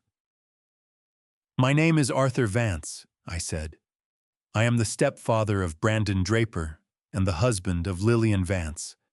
I apologize for the interruption. I will be brief." I was not brief, but I was precise. The second image was the schematics of the money trail, Clara's $600,000, leaving her account in 3 installments, entering Draper Holdings, LLC, moving to the purchase of a residential property in Lake Forest, Illinois, currently held in Lillian Vance's name. Beside each transfer was a date, a dollar amount, and the name of the financial institution that had processed it. Samuel had formatted it so that a person with no financial background could follow it in under 60 seconds. I explained what each line meant in plain language. I said the word fraud once clearly and did not repeat it because a thing stated clearly once is more powerful than a thing stated loudly many times. The third image was the formation documents for Draper Holdings, LLC, with Margot Draper's name as registered agent, highlighted in yellow alongside a sworn statement from Margot confirming she had never authorized the use of her identity and had no knowledge of the company's existence until contacted by federal investigators. Beside it was the Easter Sunday date on which Lillian had asked Margot for her current home address. Several people in the room had begun to move their weight from one foot to the other. One woman near the back had taken out her phone. The men Brandon had been pitching were no longer looking at the screen, they were looking at Brandon. Brandon was looking at me. His hand had come down. His face had the quality of a man in the process of understanding that the ground he is standing on is not what he believed it to be. Not shock, exactly, more a rapid and unwilling recalculation. I met his eyes for exactly 1 second, and then looked away because he was not the point of this. The fourth image was the internal affairs complaint, filed against Lucas Vance with the case number discrepancy, highlighted the case transferred out of Lucas's unit 6 weeks before the alleged misconduct, making the entire complaint logically impossible. Beside it was the timeline of the complaint's processing received on a Monday, acted upon by Wednesday, suspension order served by Thursday. 3 days against a departmental standard of 4 to 6 weeks. I said, "My son is a Chicago police officer. He was suspended from duty 11 weeks ago based on evidence that the United States Attorney for the Northern District of Illinois has determined to be fabricated. He was suspended because he is the person most capable of investigating what you have just seen on this screen, and removing him from that capacity was a necessary step in ensuring that investigation could not occur." One of the FBI catering agents had moved from the left side of the room to a position 6 feet behind Brandon. I had not seen him move. That was the point. The fifth image was the audio waveform of the recording Peter Garfield had made of his meeting with Lillian, with a transcript displayed beside it. The relevant passage was highlighted, Lillian's voice clearly identified by the transcript header requesting a diagnosis of mild cognitive impairment for her husband, Arthur Vance, and Garfield's response declining on clinical grounds, followed by Lillian's offer of supplemental compensation if the documentation reflected the correct findings. The room was completely still. The document I signed in my home last Tuesday, I said, was not a durable power of attorney. It was a formal criminal referral submitted to the United States Attorney's Office for the Northern District of Illinois. That referral was accepted, and a preliminary federal inquiry was opened. This evening's proceedings are a consequence of that inquiry. I heard Brandon say something, Not words, just a sound, the compressed sound of a person whose throat has tightened. I heard him take a step, and I heard the FBI agent behind him say quietly, and without any particular drama, "Mr. Draper, I need you to stay where you are." Brandon had been in the middle of pitching that agent for 20 minutes. From the doorway on the east side of the room, Lucas walked in. He was not in uniform. He would not be in uniform until the formal reinstatement paperwork cleared in 48 hours.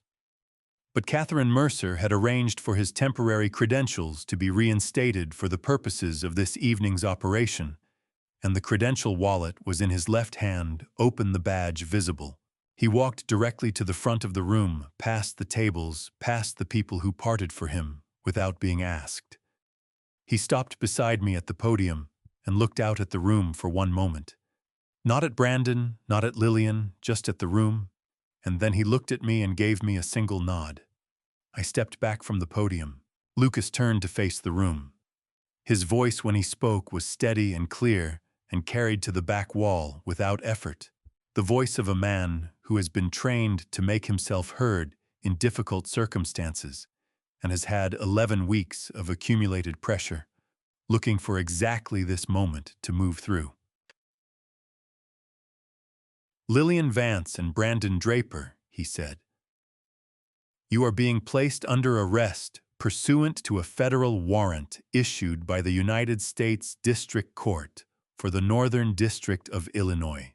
Brandon did not go quietly, not loudly either. There was no shouting, no physical resistance, nothing that required force. What he did was talk. He talked in the rapid, pressured way of a man whose primary tool has always been words and who reaches for that tool even when it has stopped working. He said there had been a misunderstanding. He said his attorneys would clarify everything by morning. He said the documents on the screen were taken out of context, that the financial arrangements were entirely legitimate, that he could explain the Draper Holdings structure if someone would simply give him 10 minutes and a whiteboard.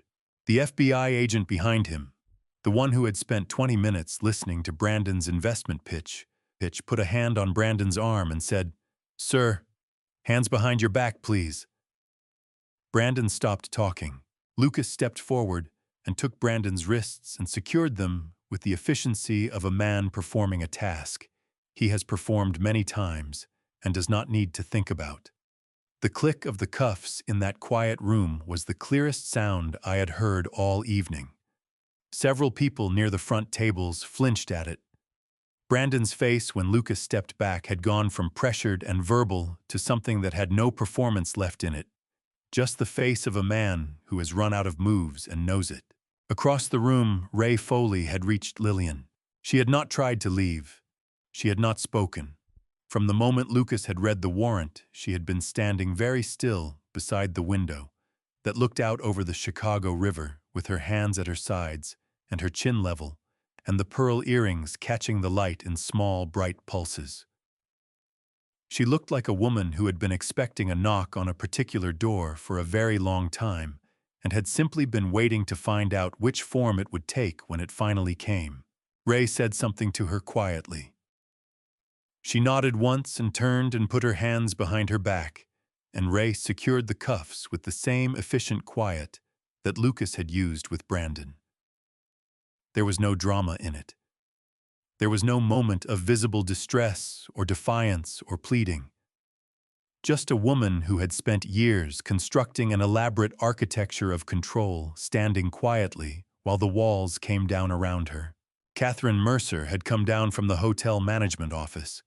She was standing at the edge of the cleared space near the podium, a compact woman in a dark suit, holding a leather folio, watching everything with the particular attention of someone who has spent 17 years making sure these moments happen correctly. She nodded once to the lead agent. He nodded back. The operational choreography of it was almost invisible, which meant it had been planned very well. The guests had arranged themselves instinctively into a perimeter around the cleared center of the room. Not a crowd, a perimeter, the specific shape that people form when they are witnesses to something they understand to be serious and want to observe without being inside it. Some of them were on their phones. Most of them were not. Most of them were simply watching with the particular expression of people who have understood in the last 15 minutes that the event they came to attend was not the event that occurred. Ray and the second agent began moving Lillian toward the main exit. She walked past me. She did not have to. The path to the main exit did not require her to pass within 6 feet of where I was standing near the podium. But Ray was guiding her by the elbow, and the line he was walking her on brought her past me, and I understood that he had done this deliberately, not to give me a moment, but to give her one. A small professional courtesy extended to a woman who had not earned it, but whose situation Ray understood well enough to know that some things need to be witnessed in order to close. She stopped. Ray did not pull her forward. He gave her 3 seconds. Lillian looked at me. Her face was composed in a way that had required significant effort to achieve, and was maintaining itself through that effort alone. The pearl earrings.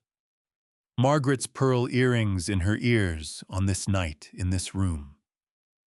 I had not been able to look at them directly since I walked in. Now I did. She did not say anything.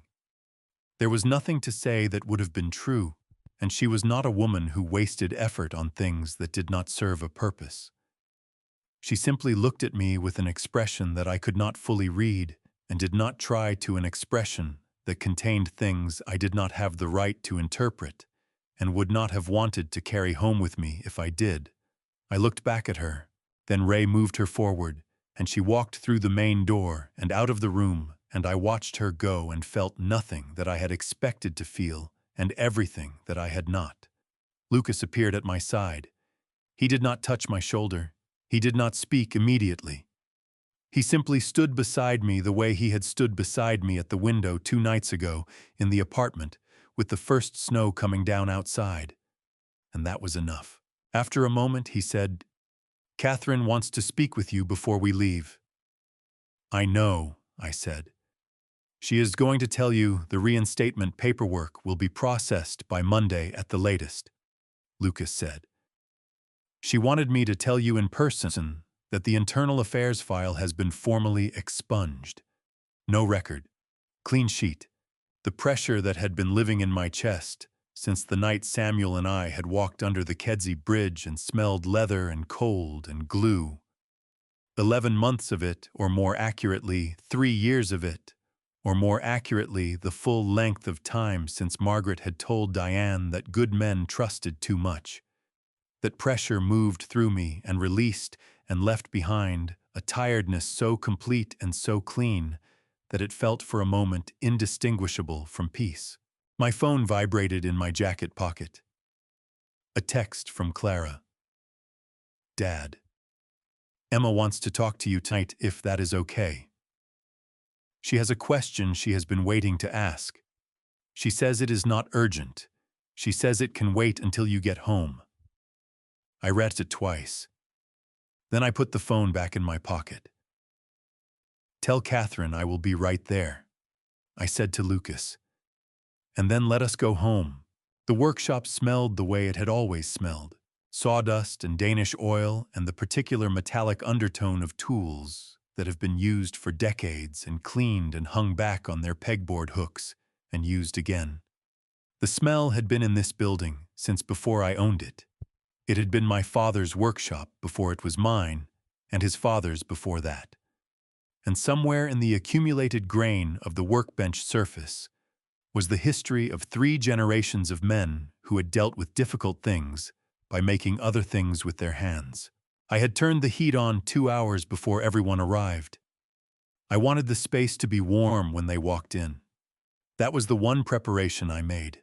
Clara came first with Emma and Owen and June.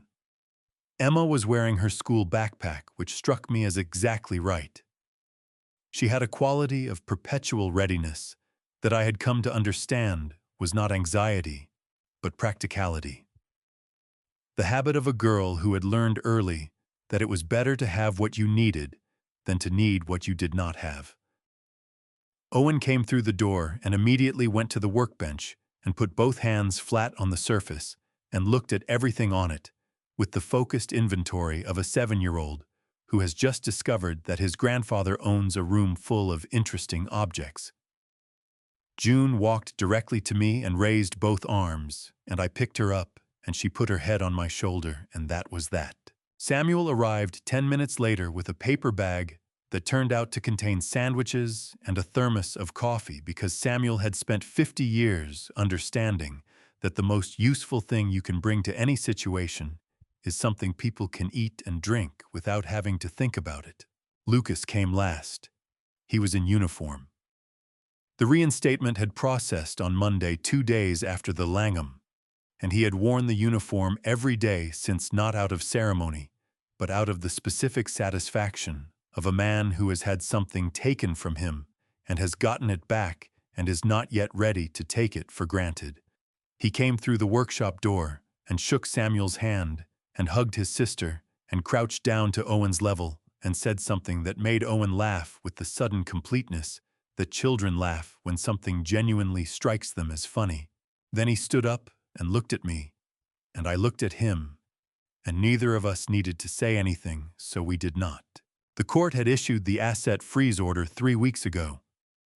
Draper Holdings LLC had been dissolved by federal order, the Lake Forest property placed in receivership, pending the outcome of the criminal proceedings against Lillian and Brandon. Clara had been formally designated as the primary restitution claimant, the legal term for the person the court has decided should get the money back. It would not be immediate. Restitution in federal fraud cases moved through its own timeline, deliberate and documented, and Samuel had told Clara to expect a process measured in months rather than weeks. But the designation was real, and the claim was secure, and the $600,000 that Davis Merritt had left for his children had not in the end disappeared. I had signed the deed transfer for the family house the previous week. The house was Clara's, now hers and Emma's and Owen's and June's, with no conditions and no complications, and no person standing between them and the front door. Emma was sitting on the stool at the end of the workbench, the spiral notebook open across her knees. She had started a new section, in the back, not income and expenses, something else, though. She had not shown me what it was yet. I watched her write for a moment, and then she looked up and caught me watching and closed the notebook in a way that was not secretive, but simply private, the way a person closes something they are not finished with. "Grandpa Arthur," she said, "I have a question." I remember," I said. "You have been waiting a while." She nodded seriously. "When you made the box, the cedar one you gave my mom." She looked at the workbench, at the tools arranged on the pegboard, at the surface worn smooth in the places where hands had rested for decades. "Did you know when you made it that she was going to need it?" I thought about the summer I had built it.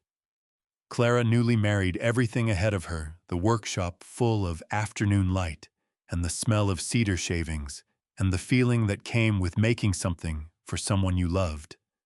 The feeling that the making itself was a form of saying something that words were too small to hold.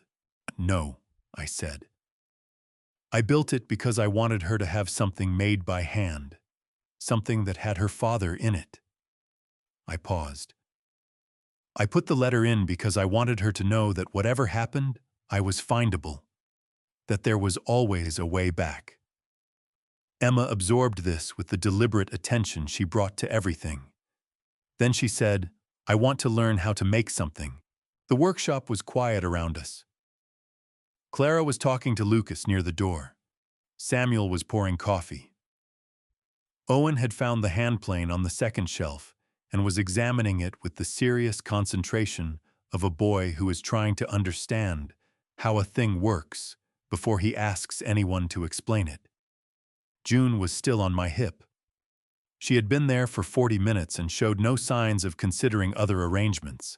I looked at Emma, 11 years old, with her spiral notebook and her careful handwriting, and 4 months of numbers that had told a story no child should have had to tell.